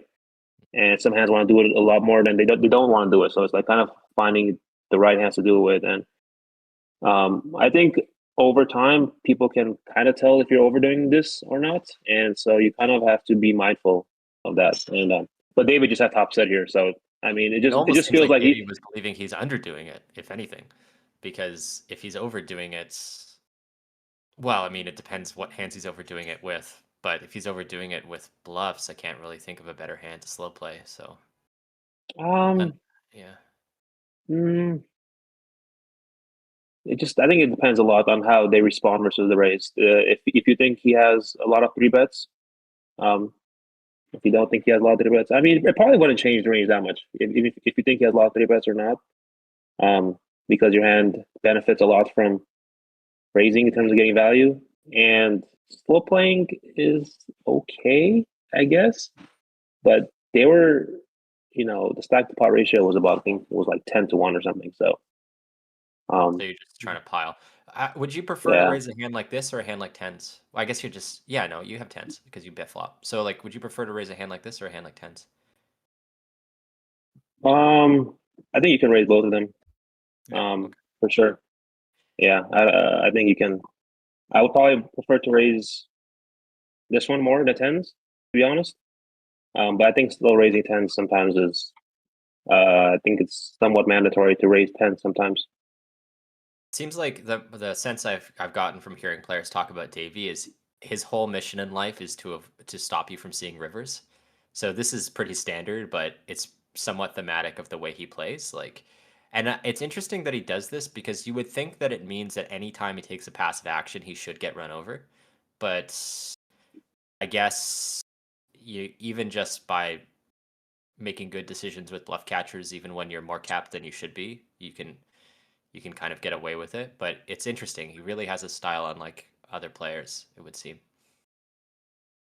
I think he's just very confident in his thought process. That's what separates him. I think he kind of knows what his strategy is, and he does it. But his Implements it strategy very is well. very different. He seemed like, for example, like there was a hand that was like heads up, like bad turn for him, faces large over bet, and then he check raised, from the big blind, which has got to be like a 0.5% frequency play. It's the kind of thing he finds more than other people, I think. And he somehow makes it work. It just could depend on like what his opponent, who he thinks is what he thinks of his opponent, if they are overdoing that spot or not, or if he thinks that they're gonna overfold in that spot. I mean, I don't know exactly what hand that was, but if I see which villain it is, I can probably assume like what he's thinking and or why he's doing that. It was like some top reg. It was like shit. Who's the Asian Fleshy? Yeah, I think it was Asian Fleshy, or it was. Yeah, I think it was Asian Fleshy. So like, not a guy that you're gonna bully the shit out of. Maybe he probably just thinks that Asian Fleshy might be overdoing it a little bit. Fleshy, I've seen a few hands from him, and his ranges are a little bit different than what some of these guys are playing. He's kind of a little bit more wide in some spots, and Davey might just think that his range is a little bit too wide, and he's kind of overdoing that spot, and thinks the check raise is gonna perform better than a fold or something. Yeah. Palavs asks, any advice for dealing with tilt, downswings, and burnout? Yeah, it's a really broad question. A lot of the work I do with people is around mindfulness and presence. So practicing things like meditation or cognitive behavioral therapy. There's a book where like 10 out of 10 people enjoy reading it called Mind Over Mood by Jonathan Greenberger, if you just want something to pick up. But the biggest myth I think in poker is that you just yell at yourself to be a logical robot, and then your feelings will go away. This doesn't really happen. So learning to be present with your feelings and allowing them to dissipate on their own and regulate rather than ignoring them or shaming yourself for having them. That's my number one piece of advice for tilt, downswings, and burnout. It's okay You to got be a big sad pot. or angry or all these things. You got a big pot on the right side.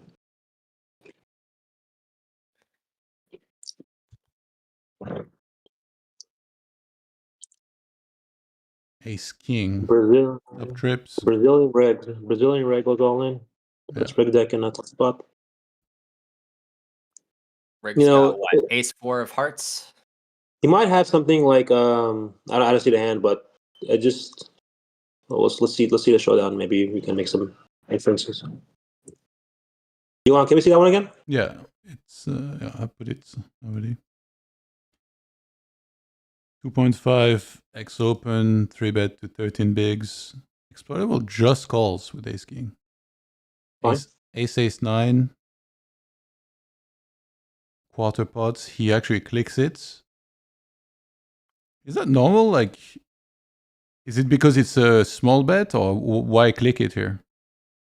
Let's see. Because he has the king of clubs as well. Let's see. Check. Oh, okay. I'm sorry. He leads. Is that I can't see. Is that 1/3 or is that 1/4? Is that 660? Quarter 662 into 2650.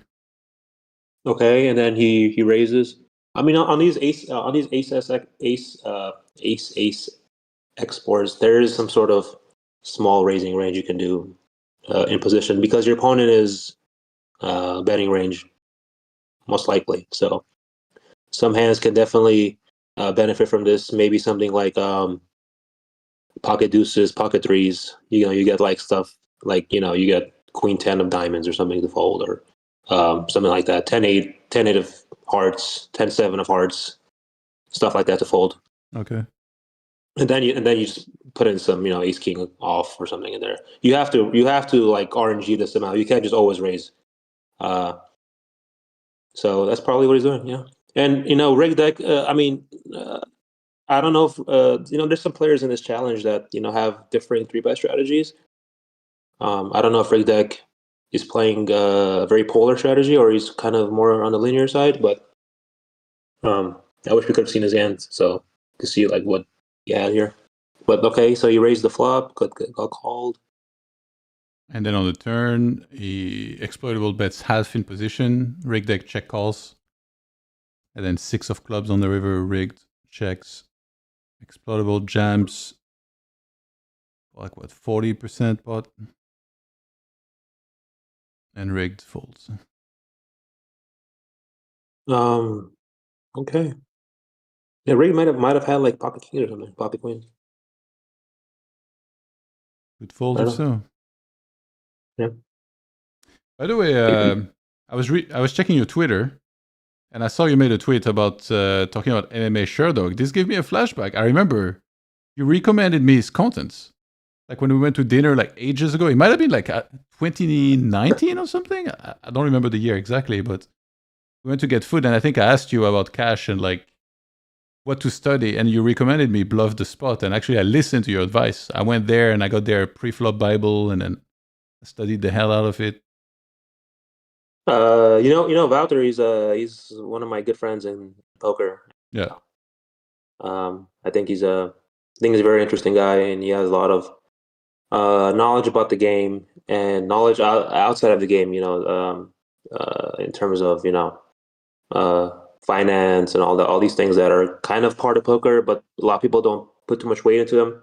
Yeah. Game selection, stuff like that, and he's definitely someone that you can learn a lot from, not just poker, but just in life and how to be a professional when it comes to being a poker player.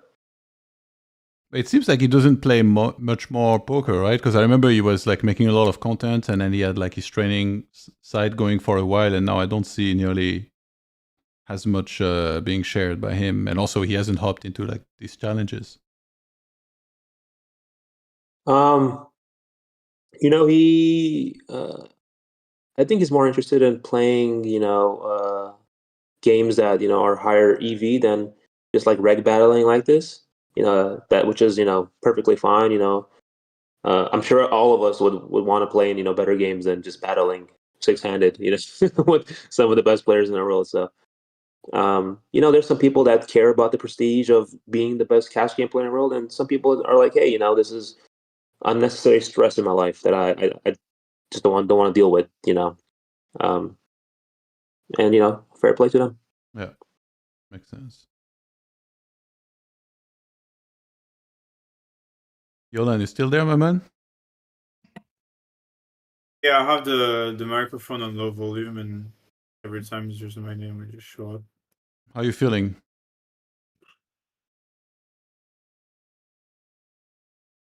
Okay, I guess. Yeah, nothing special.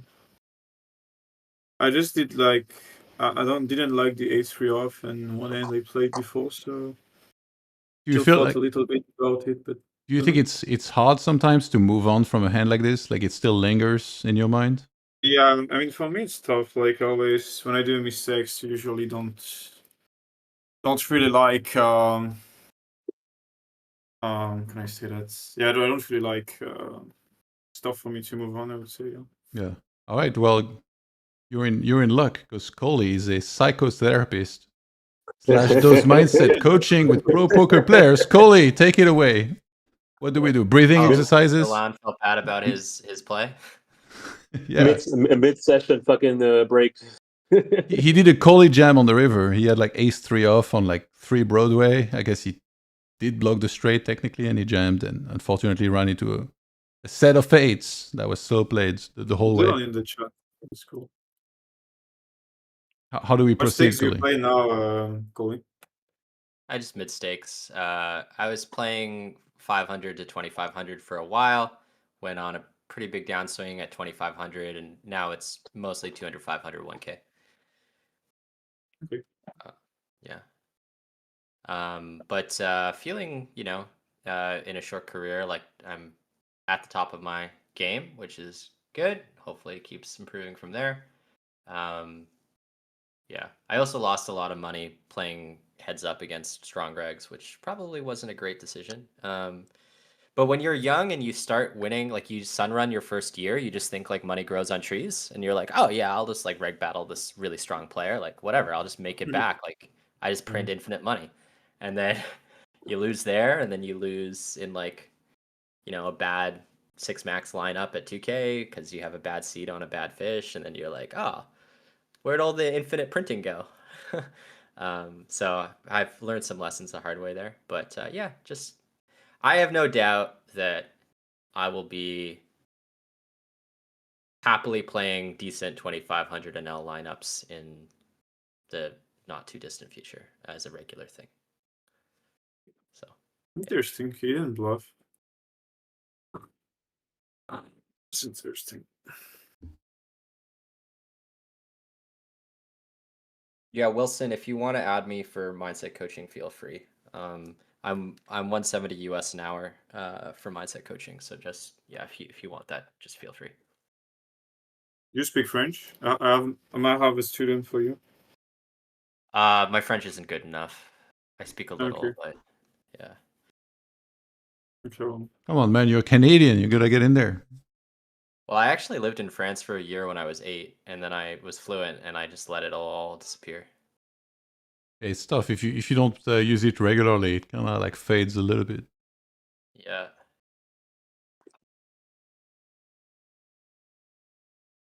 I'm like the only family member that doesn't speak fluent French. It's like my grandmother's Belgian. All the kids speak fluent French. My dad uses French for work. Even my mom, who's Irish, speaks better French than I do. My brother speaks French. I'm cooked. The shame of the family. I have the shame of the DGen poker player who speaks only English.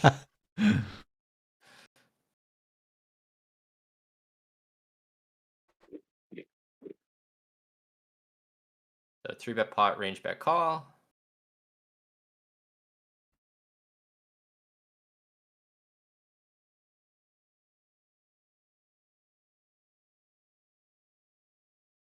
Explodables be doing some big volume.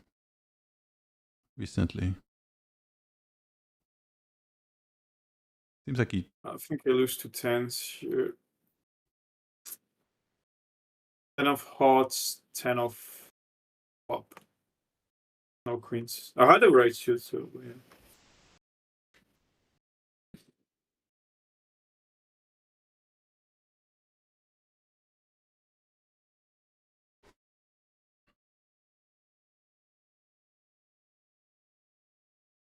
Don't all white Americans technically have European blood? White North Americans. We get the limp call from Yolan on 10-6-5 two-tone.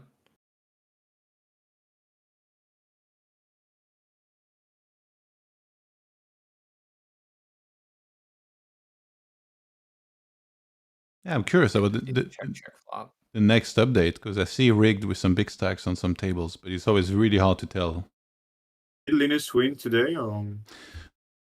You mean in the last update or after the update happened? After the update. I don't know, because I knew I was gonna stream tonight, so today actually I didn't really track very closely what's happening. I didn't do a stream in the afternoon. But wait, Actually, I think he was playing? You actually saw him at the tables? I think he played this morning. Yeah. Yeah. Sometimes it's great to see some people like having bad results because you then feel better about yours. So it's not like very kind mind, but yeah, I mean, seeing like Linus lasts will always be good if you have like not the results you want. Art, are you there? I'm here. I was thinking about what Yolan said, and I heavily disagree with that statement, but I understand where it's coming from. Well, there's multiple ways to look at it, right? Like you could look at it from the point of view of like it's Linus and he's last, and it's like, oh my god, like if he's last, imagine how tough this pool must be. But then it's like also okay. No, it's not what I'm saying. It's just like it just show that on the sample size you're playing, variance can be very huge. That's what I meant. Okay. Yeah, but you already knew that. You don't need Linus losing to know that, right? Of course, it just show to people that the sample size doesn't mean much. Except they take the exact wrong lesson away from it and say, "Oh, Linus must be washed." Yeah. Pala in the chat, he asked any advice on dealing with gold diggers and fake friends to Art. I think it's one of those things where like when your father tells you something when you're young and you think he's an idiot, but then you kind of like go through life and you're like, oh, maybe he was right. It's like, it is what it is. I think it's something you have to experience to kind of learn from. I'll leave it at that.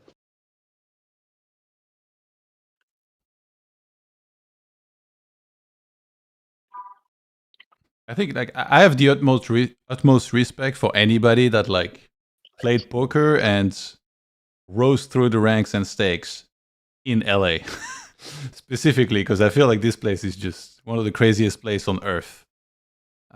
And you have to realize the cost of living is also very expensive. Yeah. But like there is really everything. Like there is all kinds of different people. There is like, in my opinion, there is real danger there. There's a lot of shady characters too. I mean, LA is the most like messed up place I've been. I think it's like Cambodia or something. Like I was doing a run in the morning and I was like chased by a random homeless guy speaking I don't know what language. I mean, you see a lot of interesting things, I would say. Yeah. I mean, yeah, I lived there my whole life. I like it. You haven't had any issues like, feeling unsafe or something? Because I've played with a couple players from LA in Vegas, and then I've seen some of those guys like absolutely tilt and make like legit threat they were gonna shoot someone and stuff. I kind of grew up like lower income, lower class. So where I grew up, stuff like that was regular. So yeah, not really. So One time when I was starting out, I'd play in these really sus like underground games in Toronto, and like a lot of the low stakes ones are pretty grimy. And I went into this back room to smoke a cigarette. All these like underground games, they just have these rooms that they've like sacrificed to cigarette smoke, where like all the fucking wallpaper's peeling and it's horrible, right? So I go in there to have a cigarette, and there's these two guys talking, and one of them is like this big Eastern European guy, and the other one's just this small dude, and he's saying like, okay, so you know you owe this and you owe this, and like you pay this and this percentage, and you better, you know, like. And the guy's like, haha, and he makes like some dumb joke like, well, like what if I need another week or something? And the guy's like, then your knees, bro. I was like, Jesus fucking Christ! I'm just sitting there smoking a cigarette, like slowly backing away from the situation. That's great. Like, it was so casual. It wasn't like I'll kill you. It was like, brother, your knees. Like, I don't know what to tell you. Like, Oh my god. Man, the nut low. Well, what stakes was that? 10-8 deuce flop on the left side. Let's see if Davey goes for like a pot size or like a small Easy. c-bet. I don't know. I'm making shit up. He checked back, I think. What stakes were you playing when you played that initially, Coley? That was like 2-5. Just like some nothing game. Where all souls go to die. So you're still playing the same game now as you were back then? Yeah, but it's 2-5 live. Like having 6 tables up of 2-5 online is a lot different than one high rigged 2-5 live game.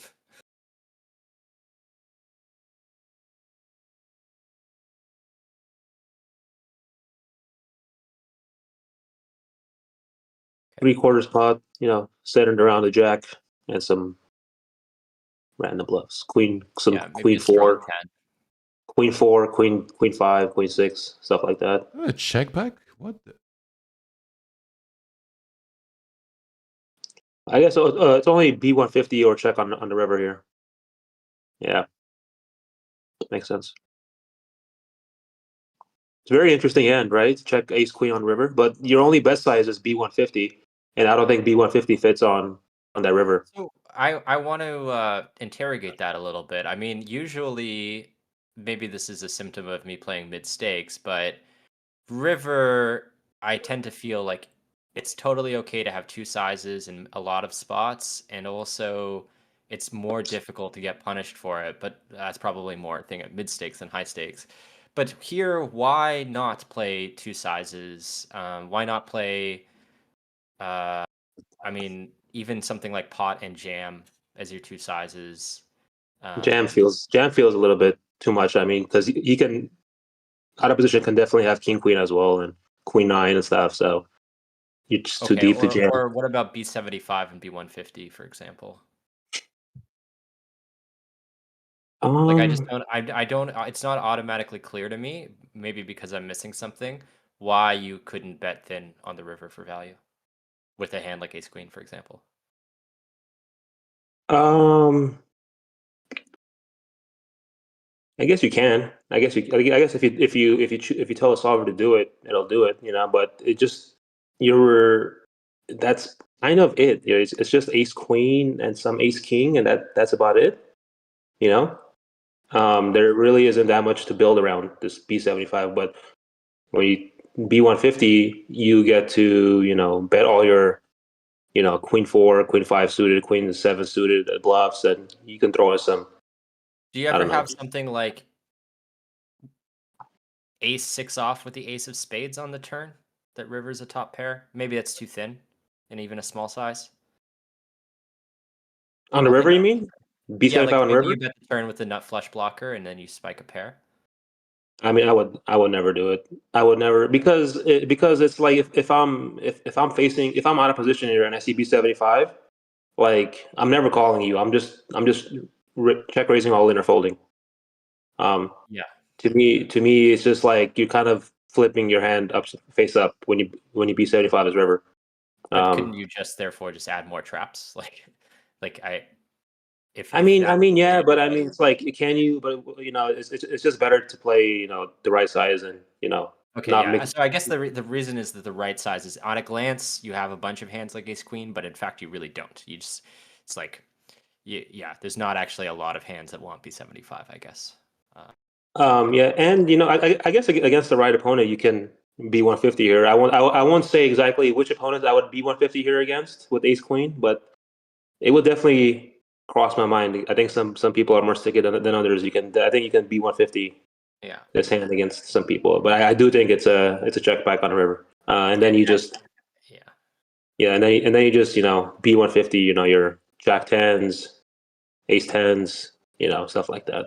And if you B150 a hand like this at mid stakes, you always realize your equity. Like you're never getting, like, people are gonna really struggle to check jam over B150. I think for most players. Mm-hmm.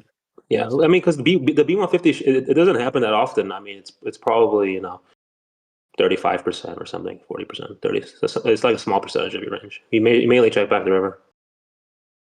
What's the action of the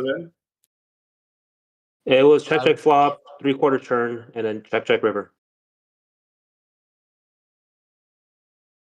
Okay. Yeah, Davey kind of owned them, to be honest. True enough.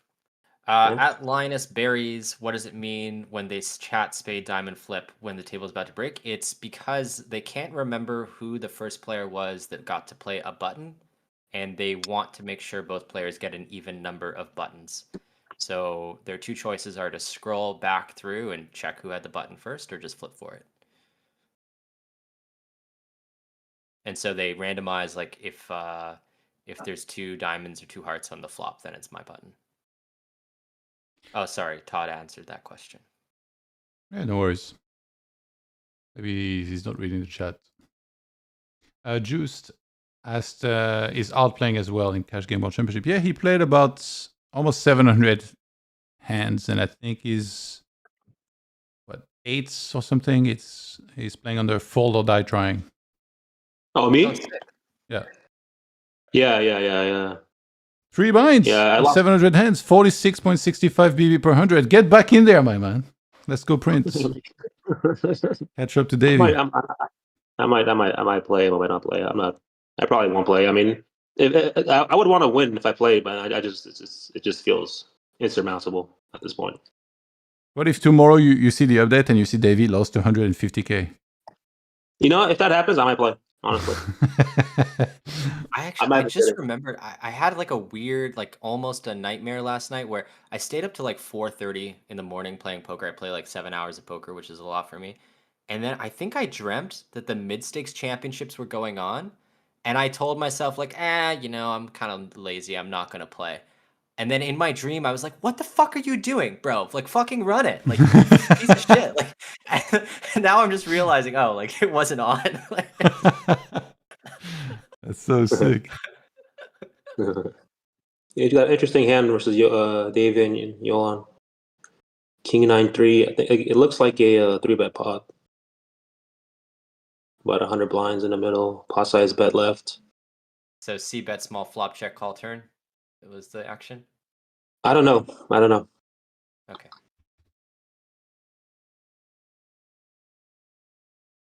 What's Yolan thinking about on this river? Interesting. It's a fake tank. But he check call turn, right? No. I think he bet river. He bet turn. I think it's bet. Okay. I'll replay it. So this was a button 2.5x open. Let me see how deep are we. We're 146 big blinds deep. At 2.5x Davey on the button. Yolan 12 big blinds. 3 bets call. King 9-3. Continue. It was 2.513. Yeah, 12. 2.512. 2.512. Okay. King 9-3. 30%. Call. Not a big difference between 12 and 13. You're just more polar when you do 13 and 12. Yeah. 5 of diamonds on the turn. I don't love the small bet here, to be honest. On the flop? Yeah. Oh, on the flop. Yeah. It's because we're deeper? No, I mean I would that too, but I would want to do something like B40 or B50. I think you want to B30. Would your range support that, or are you thinking you'd play a split? Split. I mean, you have stuff like Ace-7 off here, Ace of Hearts, 7 of Diamonds or something, right? You don't want to. You have 10-7 of Hearts, hands that don't really want to put in money here, and then you have your Ace Kings and stuff that want to put in a lot of money. So, I would definitely do like B50 and then check some hands. If you look at this spot theory-wise, and then I guess because they have like such an unusual, I guess we're close to 150 bigs here. So let's say you look at these spots, 150 bigs, and then you get to this flop. What do you think the betting frequencies and all that like would look like? Like how many sizings, and then what would be more? What would it be more focused towards? Just one sizing. Well, when you're 150 deep, you would choose a bigger 3-bet size, right? So the SPR is lower, so you can easily just go bet with Ace King. Yeah.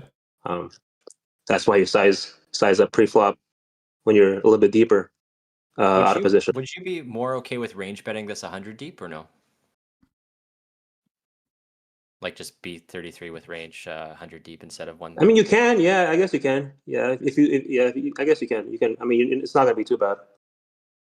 It's not gonna be too bad. You just have to realize like your opponent's not gonna fold too much. Sure. Yeah, they're probably folding like if you B33 here, they're probably folding here like 15 to 20% of the time. Why don't you want to have a small size on King 9-3 and 3-bet pot? What's the reason? I mean, you definitely can. I would just prefer to go like between B40 B50 because you 3-bet from the big blind. If it was from the small blind, then I guess you can like range bet 1/3 and just it's not too bad. All right, it's time to run it. 150. But like now when he bet 3/4 on the turn, I guess it's SPR1 on the river after a call. We're playing a bit deeper, so it's not exactly SPR1, but yeah. No, I think on the flop, like you. On the river, you have less than what's in the pot left behind. After you bet 75. Yeah, like it's like close to SPR1. Yeah. I feel like it's kind of just one of those pick your poison spots. Like it looks like Wizard likes all sizes. I mean, you can do both. I'm not range betting on King 9-3. Oh, interesting. I think that's one of those things that you high stakes guys have so few low hanging fruits left that you start to really focus on things, and then like everybody at my stake just fucking range bets and moves on with their life, and then like there's people at high stakes that range bet too, so it's not. Trust me, there's people that just close their eyes and they just. Yeah, that's true. Like there are definitely people that range bet that. Yeah. What's funny is you have to know who's doing it or who's not. That's the thing. If I had to play this game, I'd be even more incentivized to range bet versus DavyJones because I don't want to make a tiny frequency mistake versus him where my range is a little too strong or a little too weak and my checking range contains too much of this hand or too little of that hand. Like that's just fucking terrifying. Like at least if I range bet, I cap the EV regret at a fixed number, Like he can exploit it because it's a range bet, but that's the most he can do. So I would even more just want to range bet. If I you can also range check if you want. Yeah, I don't like range. I don't like that. I mean that's wild, but you can still do it. I mean, he's gonna for sure know what to do against that. Like that's just like, yeah. I have a question about the river because I'm not as knowledgeable about this game as you guys and not as well studied. But sometimes I feel like if I had this hand here, I might play it very similarly on the flop and turn. But once I get to the river here, especially against an aggro player, I might think that the only way I make more money here is if I check and then hope they bet. Or hope they bet and then I jam, or hope they jam and then I call.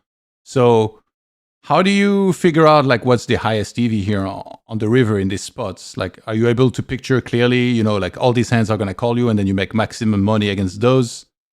And then he might not bluff all the time, so then checking becomes, kind of bad. Or how does it work here on the river?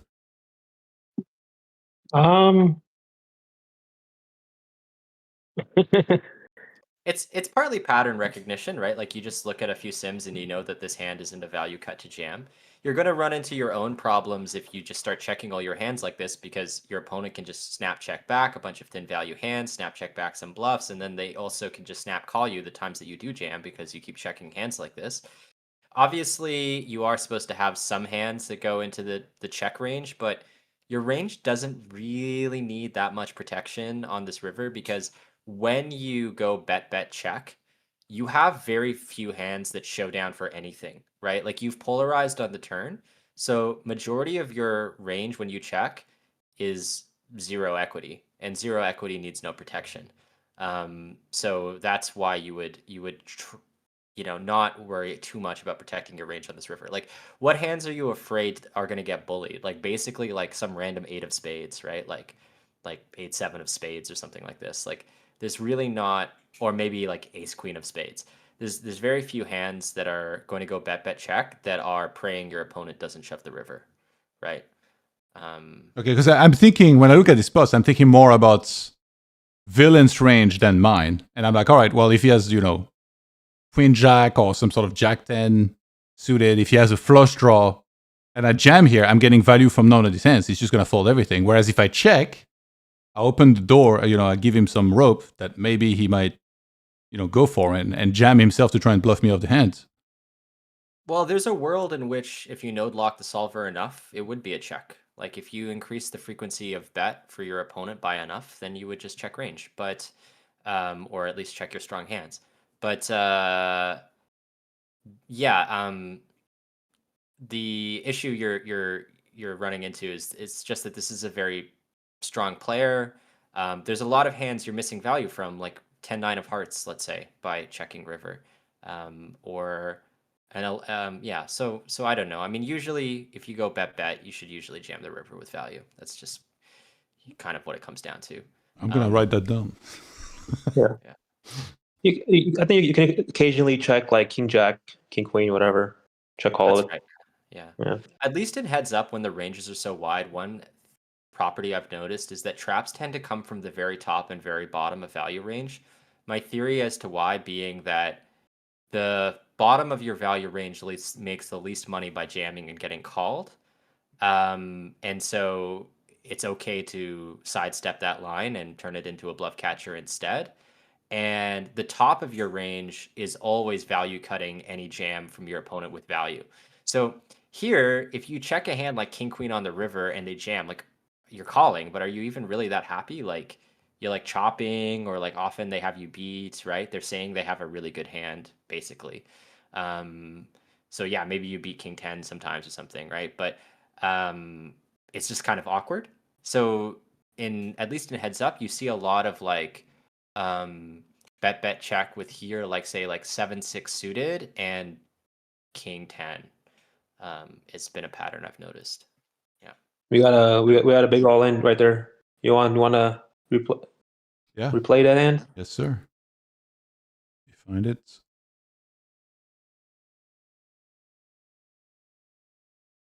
And just for what it's worth, Johan mentioned how he's scared to jam against an aggressive player. I'm not scared. For me, it's more about, I guess that's one way to interpret it, but it's more like I'm thinking about what's making the most money. And then what I'm seeing, again, I haven't studied this game, nearly as much as you guys. I'm seeing all the misdraws here. I unblock, Queen Jack, Jack 10. I do have a spade, which is worse than not having one, because now you can't have like the nut flush draw, something like this, which might bluff. But realize the Queen Jack and Jack 10, they're spades with one combo. It's just two combos of hands you just mentioned. But there's King Queen offsuit because it's button versus small blind, right? I think button versus big blind. I remember it was, but you would want to jam to get value from all those combos. King Queen off, King Jack suited, King 10 suited, etc. In a vacuum, Art, what do you think would be the bottom of your jam range facing check on the river? Would you jam any king?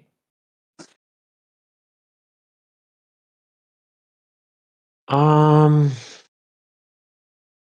think you do. I think you jam any king. Yeah. I think some you can RNG some, probably. maybe like RNG King 9 or something. But I'm pretty sure you have to jam a lot because you also have you have a lot of bluffs there, missed draws and stuff. You need some value. But it'd be funny if like if your opponent has like a 0% call against the jam, you just jam the bluffs and never any value. I don't know. It's a very interesting spot. I think it just depends what you think of what you think of his checking range on the river. That's kind of how I'd proceed. Like I would just assume like what I think he's doing on the river and then just act accordingly. Hey, Johan, can we see that hand again? Yeah, 1 sec. I was told about another hand, so I was already trying to find that one. Let me go back. Yeah, the one I call pocket eights. Yeah. Yeah, it's a second. Let's check it out. Wait, which? Oh, it was the left table. Left table, yeah, it was like a few hands before. Okay. 1 sec. I can't wait for the software update. Struggling with the replayer. It's like every time I go back 1 hand, I have to wait for the whole flop to load again, then I can go for the next one.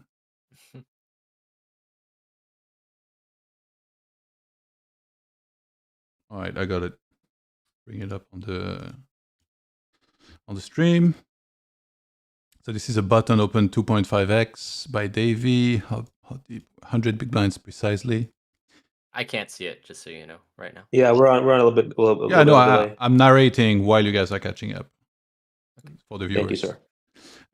Yeah, so 2.5x open. Yolan small blind does 12 big blinds. Then call by Davy 9-6-4 rainbow. Yolan continues for half. And Davy clicks. A bit more than click, yeah. More than 2.5. So 2.5, 12, 100 big blinds deep. So I guess Yolan has a flatting strategy if he's using the sizing, right? So he's not just playing 3-bet or fold.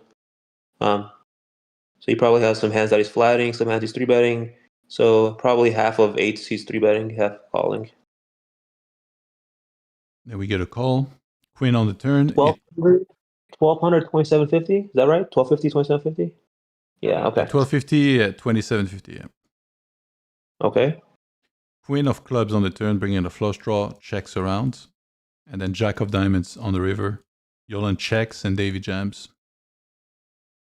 I hate this call. Yeah, I probably would never call here with this hand. He just got stacked, man. He's in the call with you right now. That's some cold fucking shit. Just 10K, just a dime down the drain here. I hate this fucking punt. No, I love this call. No, I think it's a great call. I think it's a pure call, actually. No, you can say you don't like it. It's just I cannot fold this all the time, and I think when you play against the very good players, and you have some hands that need to mix, or just mix, and sometimes he wins, sometimes you lose.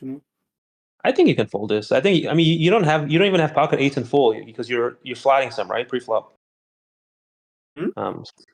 You would flat some pocket 8s pre-flop, right, against the RFI. Yep. That means I don't think. I mean, yeah. So I think you can probably fold. If you fold the pocket 8s and he bluff, he makes money. So. I don't think so. Well, how big was Riverbet? It was like was it? It's like 6K into 8K. Kind of big. It's like 3/4 pot. Hear me out. What if we bluff river? No, I don't think it's too crazy. Maybe some pairs could bluff river. Oh, you can bluff. I think you have more EV in the checking line, and on the river, the thing is, all the hands that Davy is beaten by are often gonna bet before. So with in these spots with the hand that you have, you can have to mix some call. You cannot like pure fold, simply because otherwise you just check fold post all the time. And the amount of queen 10 he has, I don't know if he plays pure raise. I don't think so. So it's gonna mix, and it's gonna have king 10 sometime. I do believe queen 10 should bet the turn often, but yeah, I was surprised to see the check with that. I have a tendency of just assuming like I Yeah. don't know. Yeah.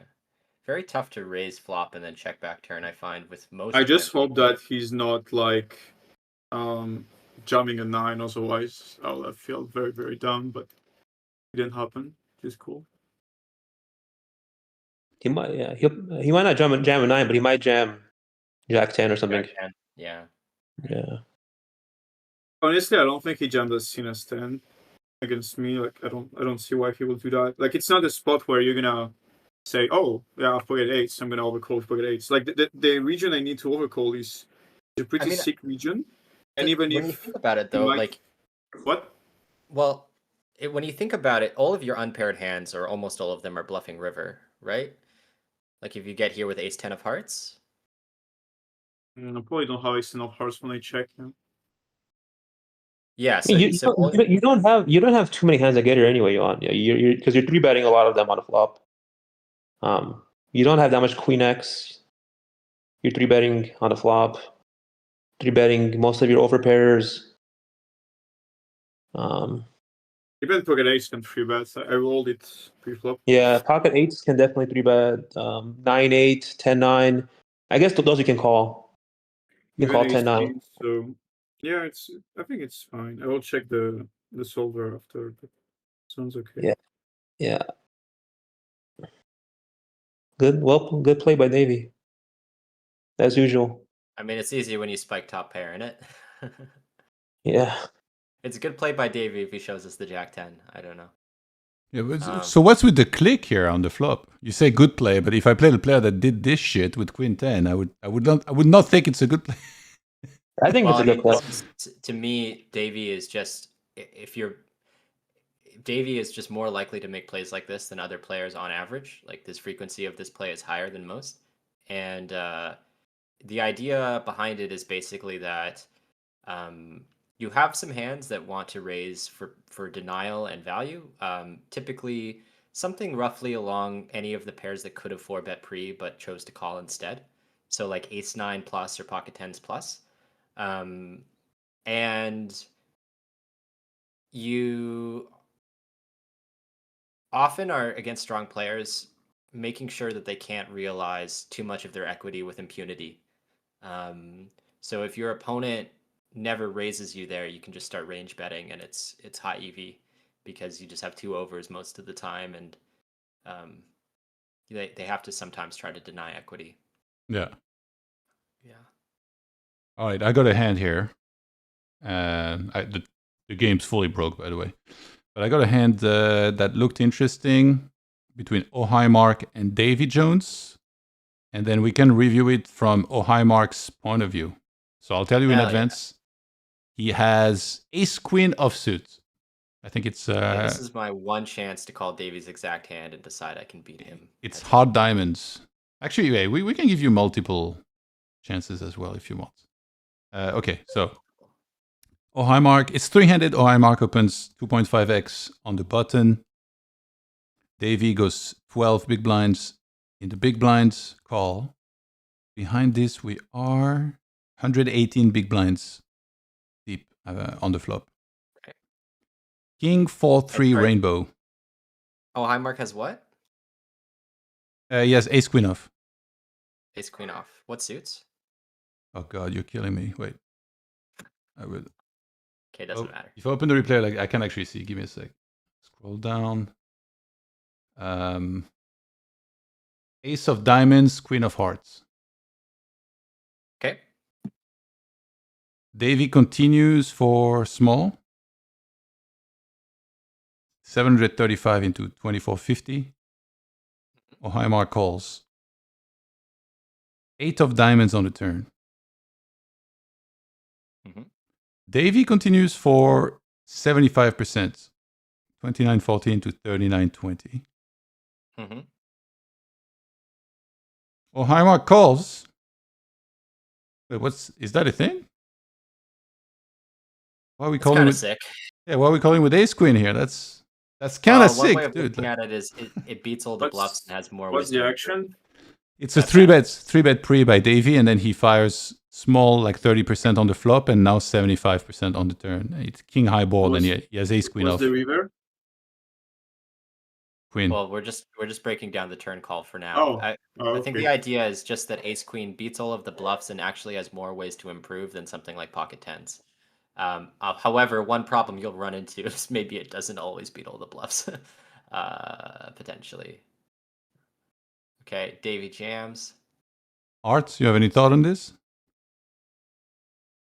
I'm just looking at it. I'm thinking about it. I probably wouldn't want to call with a diamond in my hand, ace of diamonds, and then we block ace five. It's a tough spot. Tough spot. Your nut probably calls will be pairs to the boards, and then If you have ace queen here and then you're calling two straights, like let's say on like a small, like let's say like a 4 or a 3 river, is your plan to call as well? Like what are you thinking? You're just thinking Davy's getting out of line, or what's happening exactly? Because like you said, like he has more ways to improve than pocket tens, but it still feels to me like he's you're cooked. hoping to spike an ace, not a queen. Yeah. This is. I mean, I guess this is the problem when you're in the weeds here with ace queen. You know, there really isn't. There really isn't a good river card other than ace. And if you might hit an ace and still lose. I guess when you have the queen here, it's good. I mean, Davy has king queen off and king queen suited. Ace king and aces here, so you block all value. You can also show up with a hand like queen jack of diamonds that checks river. So yeah, it's a good card to have for those kinds of reasons too. Mm-hmm. What are some of Davy's bluffs then on the river that he plays? He plays like this whole line. Well, the ace easiest five ones off. to find are the gutties and the open enders. Ace five off. Queen jack off. Queen jack suited. 6 5 7 6. I mean, I'm sorry. Queen got there on the river. 6-5 suited, 7-6 suited. All right, something like that. Polly, you wanted an opportunity to try and call Davy's hands. I'll tell you right now, it hasn't been mentioned yet. Okay, well, I'm just going to try very hard here. You can give us like many options. Be value. Like statistically, it's going to be value. 5 to 10 hands. You can tell us. I'm gonna guess it is pocket eights or no. Okay, I'm gonna make it even easier. He's bluffing. Oh shit! I say 10-7 suited. It's a good guess. Coley, do you want to give a bunch of hands and then see if you can guess it? I would say. Bro, you are at the table. What do you mean, you'll? I didn't see the end. Okay. I'm gonna guess ace jack. No, we have an ace in our hand. That's a bad guess. Focus, Coley. Deep breath. Be present. It's gonna be something spicy though, right? Like 5-4 or something. Fuck. It might be 7-5 suited. Ace-6 offsuit. Oh, it might be that. Yeah. Well, I will say jack 10. All right. Verdict. Jack 10 of diamonds. That makes sense. Having diamonds blocks the jack 10, queen 10 floats. So this begs the question: is O'Highmark the GOAT? No, but he's a good player. All right, that was short-lived. Fame debunked. Yeah. That's pretty sick. Do you think O'Highmark was gonna sometimes flick in a call on like a 9? No. He probably RNG'd the turn, like 50-50, and he was just gonna pure fold the river on a blank. Yeah, and then he just calls all king X and then some 8X, 9X, 4X. Maybe RNG's something, yeah. Again, it's hard to know. Yeah. It's just I've never seen Davy 3-bet a polar hand from the big blind, like an offsuit ace-X. And so I don't know if he's not doing it at all, or I just have never seen it. But I just have never seen it. Maybe he just thinks that Oh, I say people. Jack 10, no? You did, yeah. Got it right. Nice. So yeah, nice call.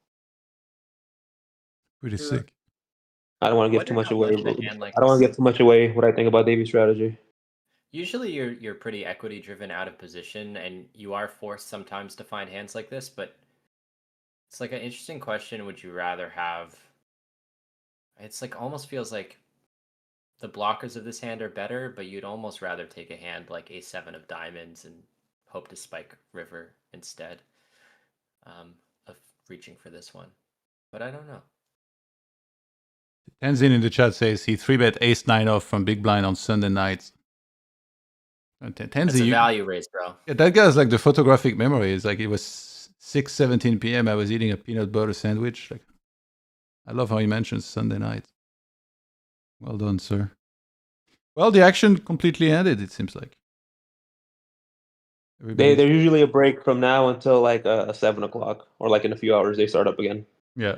In 4 hours. I think sometimes That's when- it continued from now until a few more hours. I think it's just a bit random. It really depends. Like, do people want to? Is there enough people? If you have like 4 to 5 very active players, it might just go on. But now that wasn't the case.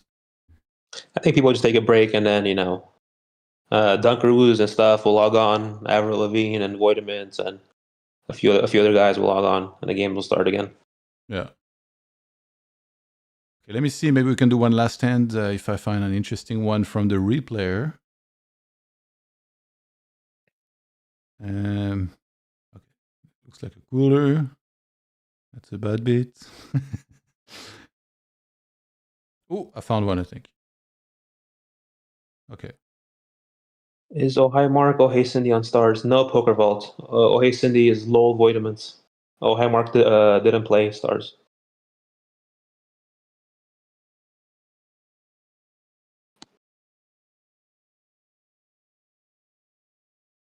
Okay, let me bring up this hand. So, Oh Hi Mark has Jack 10 of spades. And he 3-bet blind versus blinds.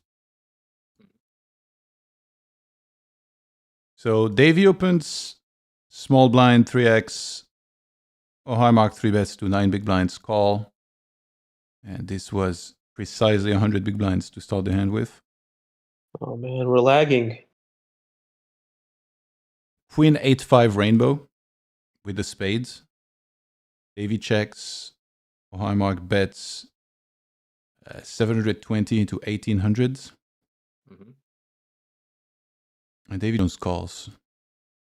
7 of diamonds on the turn. DavyJones checks.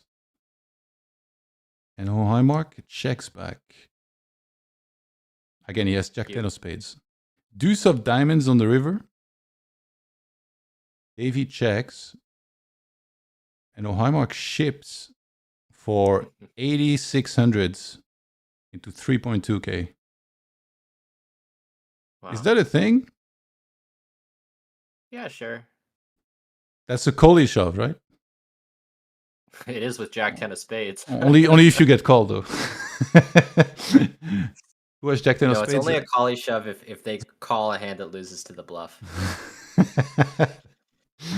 we only saw that in the mid-stakes when you were playing. Yeah, I mean, you would try to have a diamond, which is not hard to do because you're 3-betting polar from the big blind. So you can technically get here with hands like King 6 off with a diamond, or Ace 6 off with a diamond. Those hands would be tempted to check back turn because they have even more equity than Jack 10. And so it's a bit surprising to see. However, maybe Oh Hi Mark is going thinner than flushes here. Although... Is there a dynamic where if you check back turn, then it's really hard for somebody to give you credit on the river? Because in my limits or super simplified poker is that if anybody checks back after like 3-betting or raising or whatever, nobody ever gives them credit for anything. So like what some players start doing, myself included, is like we start slow playing a bunch of hands on the turn to then get definitive value on the river, thinking that, that's the smart thing to do. But here he checks back turn, and on the river he gets there, and it almost feels like that's something that at my stakes somebody might do. They're like, oh, okay, well, I got there, I can't win unless I jam for 2.5 times the pot. Yeah, I mean, it is a slightly different than what you're describing because the river changes the board. Yeah. So, Highmark, we saw him check back Jack 10. He could just as easily have checked back backdoor diamonds, right? Like a hand like King Jack of diamonds. And if you think about what size that hand would want to bet on the river, it would definitely be jam. So there is that element. What you're saying is somewhat true. I mean, if you think players are calling you too much on the river, I probably would still bet my best hands in the turn, but I would just bet thinner on the river for value. So you'd probably check back sometimes on the turn with like Queen 10, Jacks, right? And if they just are check calling range on the river, you can just bet those hands river and bet check bet. I mean, Queen 10 would be obvious regardless, but Jacks, maybe even 10s, something like this. Yeah. Yeah. I mean, I guess that, or he's repping like a really, really, really, really sideline low frequency check back with a strong hand, or he's value tricking some kind of queen. Like he's just sort of repping polar, and then he gets hero called by like nines with the diamond, and he shows just the random fuck you king queen or something. Okay, do you want to guess? Do you want to guess Davy's send? You're not an easy customer. So how was my analysis? I think it was pretty good. I think a lot. Imagine you just say like, I think it was bad. Yeah. It was a flip, honestly. After like 2 minutes, It's really so funny. I think you're an idiot. He only saves the roasting for Yolan. It's a tough hand. It's a tough hand to analyze. Because you kind of have to have a understanding of how Highmark thinks about Davy's range and how he thinks about his own range. And I don't know. I guess you get to the river with like ace 3 with the ace of diamonds. It's your worst ace X on, right? Because there's a deuce on the board, and you might just say, okay, I'll use this one to overbet bluff with, and then throw in some flushes in there and stuff. I mean, it seems like when he picks this combo, he's saying pretty overtly he thinks DavyJones is overfolding in this line, right? No, I don't think so. I think he's just thinking that he wants to jam some flushes here, and he wants to get called by some king queen, king of diamonds, something like that, queen jack. But we established that we have a lot of hands that are better bluff candidates for this size, right? Because we have so many offsuit hands with 1 diamond. Right. Yeah, I'm saying spades. Oh, you're saying that you think Highmark can have Jack 10 of spades here? He has Jack 10 of spades. You think he takes this sizing with Jack 10 of spades? Unless I'm crazy, Yuan told us. Yeah, no, he does have. I revealed his hand before we went into it. Oh yeah, Jack 10 of spades. What's the hand? Jack 10 of spades. So when we see Jack 10 of spades show down here, it's kind of like Highmark is saying he believes DavyJones overfolds in this line, right? Because it seems like on the cusp of illegal, It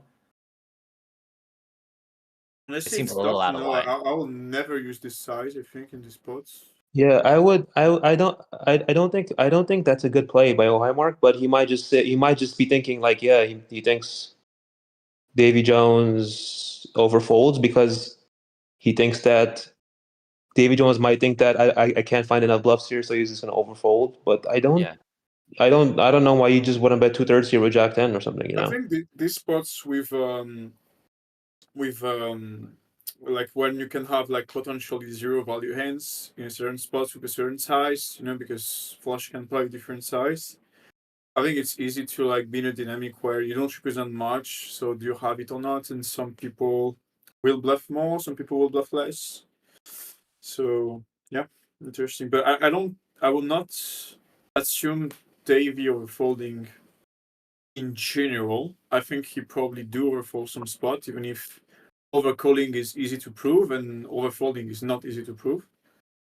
But we're on the same page that this indicates Highmark is not only over bluffing the size, but more likely believes the size is overfolded, right? Because yeah, and if it does so, slightly there's no losing value money. hand with this size probably. Right. Yeah. Linus Berries, the answer is it's not a good bluff because when you're polar, your blockers matter more because you're repping a narrow range. Here, you're predominantly repping flushes unless you're playing some kind of weird, spicy strategy. And so if you only rep flushes, you really want to have a flush blocker. That's the long and short of it. I have a question. What if in the last couple orbits, Highmark has jammed on the river 3 times, and he's had the nuts 3 times? And whether DavyJones called or not, Highmark had the nuts every time. And this time he gets here to the river and he's like, you know what? This guy he's gonna think I run so good. He just jams and he hopes he can get DavyJones. I don't think it matters much. Like just before you start streaming, you were showing the ante table. On non-ante, I did like all in. I did 4 all in like 3 minutes. The thing is, you just have the hand you have. So sometimes you're gonna have bluff, sometimes value. But I don't think like if I see someone jamming 4 times in value and he jams 5 times, I will just assume that he's not trying to go in a dynamic where he's gonna like either over bluff on the bluff. And even if he does, like I don't really want to go into this dynamic and try to guess, so I'll just roll what my hand should do. Okay, so the hands are just separate no matter what. There's no leveling games at this level on. Not in that way, right? Maybe in entities, but in cash game, I really don't think so. And a lot of weaker players make the mistake of using too small a sample to make radical deviations in a wide variety of spots. You know, they look at a sample of 11 on their HUD, and yeah, that's true. Different. Yeah. So you're going to see much less of that at these high stakes. Oh, he had it 3 times. It's not really going to factor. I mean, it might factor a little bit, you know, if the person's really torn, but overall, people make too much of a meal out of a sample of 3. All right, Coley, I know you're dying to guess a hand of Davy correctly. Well, what do you think he has here? Give me a couple guesses. Well, Davy's been on a fucking tear, so I'm going to guess that he has 7-6. I mean, he definitely have ace of diamond. He's running so well here, he has to have the flush. Okay, I'll tell you one card, and then you can try and guess the other, Coley. Okay. You mentioned that card earlier. You said the 9 of diamonds. That's one of his cards. Oh. 9, 10 of diamonds. 9, 8 of diamonds. Always. Yeah. And okay, I'm going to be controversial for fun and say it's 9s with a diamond. Yeah. Eight, I know if I say 9 of of diamond, somebody might say this, but no, it's actually 9, 10 of diamonds. Yeah. He backdoor the flush. Yeah, and this, boys and girls, is why you want to have a diamond when you're Highmark. Because if you had ace-9 off with a diamond, this shit don't happen to you. So, yeah. Yeah, that's interesting. I usually, when I see this play, I will really try to think what's the guy is thinking. Because there are a lot of spots like this where, like, for example, you see one play and you think it's bad. But, you know, all these guys play, like, very decently. So I will assume there is a reason behind. And I think it makes more sense to try to think of the reason. Even if I believe Jack 10 here is not a good jam, maybe... Yeah, I think it's just as simple as... things that are interesting that makes it a good play. DavyJones is a human player. Highmark, if I'm not mistaken, comes from an exploitative background. I would assume the most logical explanation is he simply thinks he's done some kind of review and come to some assessments, and he's decided that bet check jam is a line he can go after Davy. I mean, I find it still a little surprising because now Davy's going to really adjust. But I can't really see any other reason. I mean, I don't think a player like Davy, I mean, I can be wrong, but I really don't think he's not going to check his stats to see where he's overfolding or overcalling. Because, like, he's probably one of the most studious guy of the championship. So, like, I don't think he's going to be like, oh, people are going to see how I check fold too much in spots. Let's continue to check fold my entire life. See what I mean? Sure, but I mean, I just don't see any other reason Highmark jams this. It's the best explanation I can come up with. Also, I mean, you play these lineups. I mean, you play them because you think the other guys are making more mistakes than you. So, I don't know. I can't see Highmark being like, oh yeah, this is standard.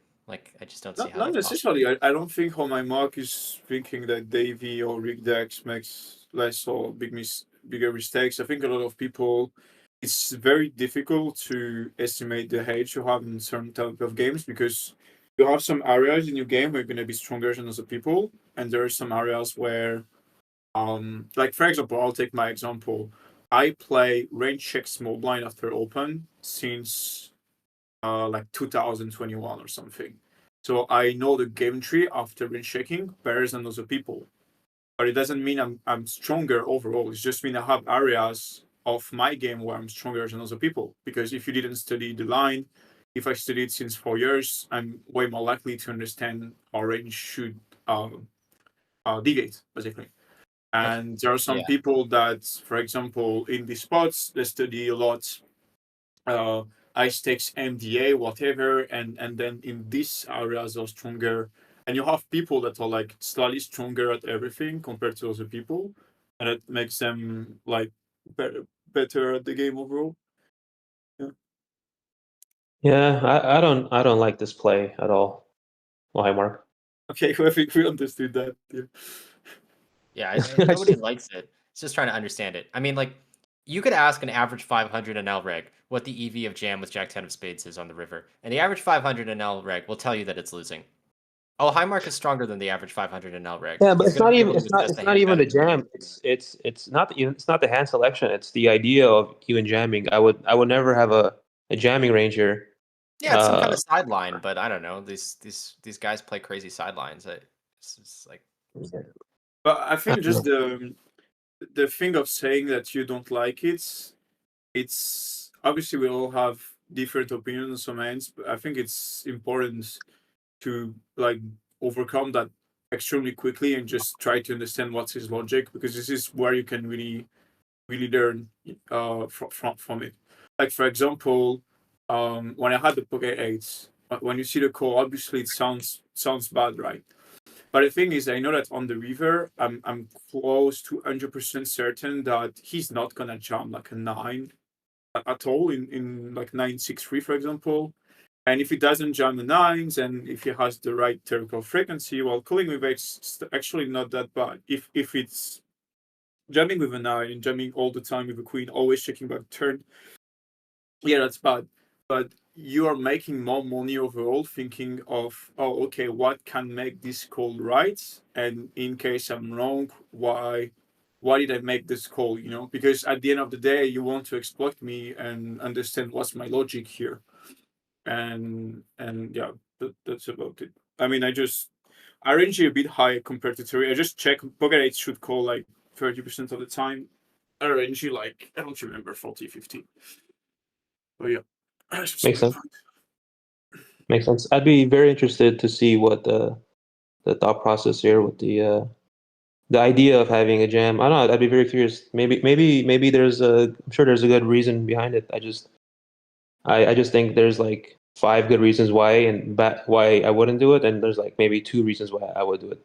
That's just the way I think about it. says he's just gonna say, I thought DavyJones overfolds 1%. Maybe, yeah, maybe. Yeah.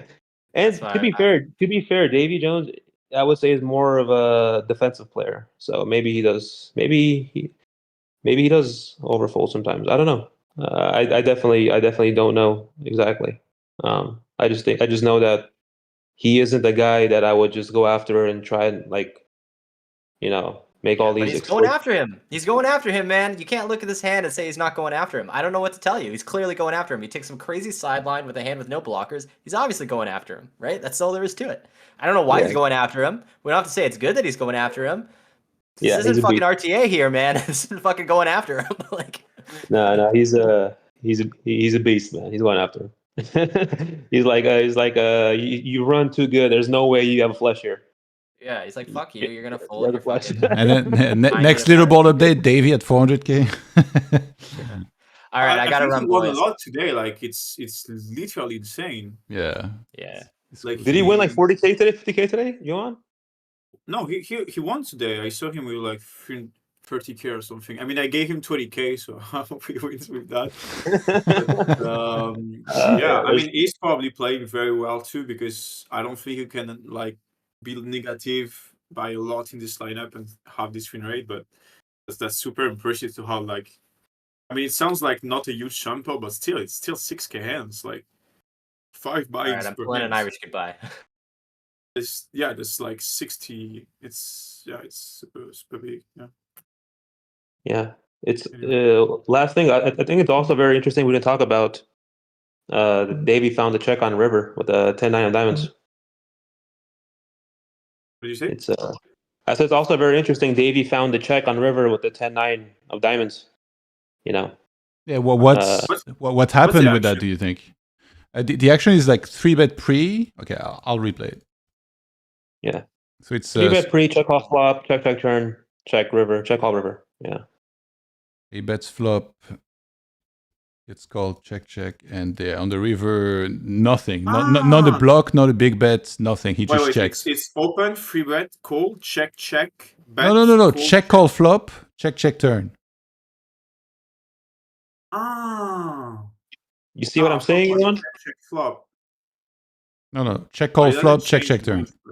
And then he still checks river when he binks the flush. No block, no bet, nothing. What do you think is the reasoning behind this? Foresight to know there is going to be a jam. It's because the range of my mark, there are a lot of regs that do the mistake here. It's kind of the mistakes I did with ace-3, even if I rolled it, but you have a lot of air it needs to check by far. And if he thinks that the bet check back line is likely to be bluffed or people like value seen enough, it makes more sense to put your value in the check. But the thing is, like, it's easy to understand this logic and just overcheck back and just over give up like a call out. So yeah. But I really like the check with 10-9. I think against the pool overall, it's gonna make money like betting against just bluff catching against the region. I think in mistakes should always be a check, and I think in ice stacks really depends on the person. So yeah. Totally. All right, guys, it's been a pleasure. Thanks to likewise. It's been fun. Thanks to you guys for being on, and you guys are welcome back anytime. Let's do some shout outs if you guys want to shout out anybody. Now is the time, and also let everybody know where they can follow you on your socials. So Yolan, you're the more experienced guy with that. Why don't you go first? Shout out to, I really hope I will win some more pots and have a positive session. It's been a week I didn't have one, but it's fine. It's all good. I think it's very important also when you play to like be very skeptical about your own game, because for example, like obviously I didn't win that session, but if I remove the pocket ace, I win. Does that mean that calling pocket ace was bad? I don't think so. But I think in the sessions there are like a lot of hands that could have been played better, and overall, like let's say we play all 1 million hands. Well, if you have like a 3 BB difference, it's basically 3 millions, right? It's a lot of money. So I think it's important to always try to seek at the mistakes you do and not look at much at the run. But when I say run bad, I'm joking around it. Obviously, because I was particularly lazy, run bad, but it's important. No, don't show. No, I'm kidding. I think I look like I can show. I think I'm like down 50, but I also done at the VIP game against Ryan, but it's not in the leaderboard. That's a hell of a shout out, but I'm still waiting for your Twitter and Instagram and YouTube to come up. Yeah, well, I have a YouTube and Instagram. I will release something soon, but I'll still keep that secret, and that should be up for. It's just Yolan Cohen or something else? No, it's just Yolan Cohen everywhere, I think. Okay. Can you look at the bottom of the ranking? I purposely didn't bring it up, but if you ask, your wish is my command.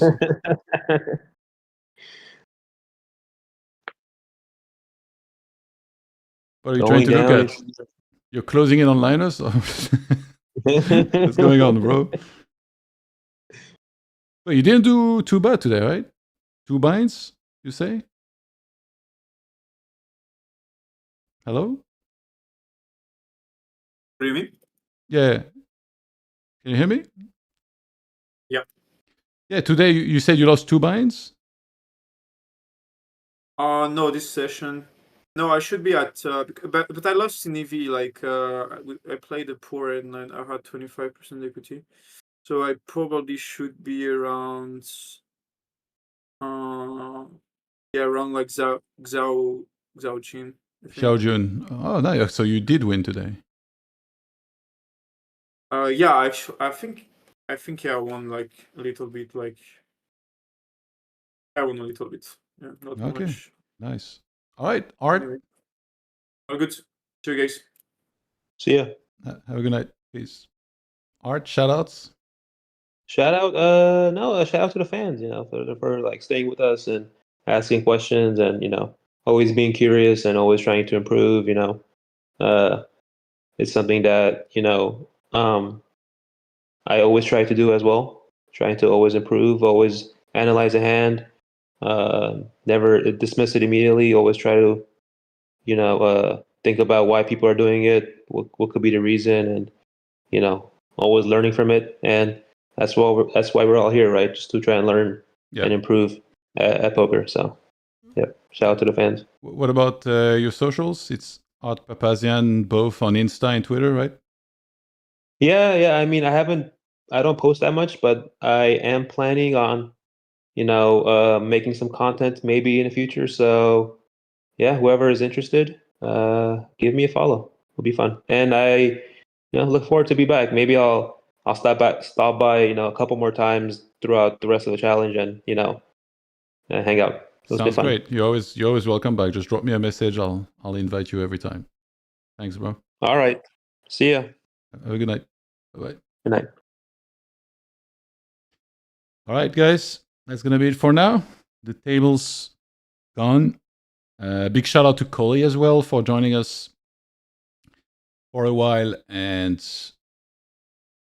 yeah, no, this was fun. Art some Twitch streams in future. He did mention content.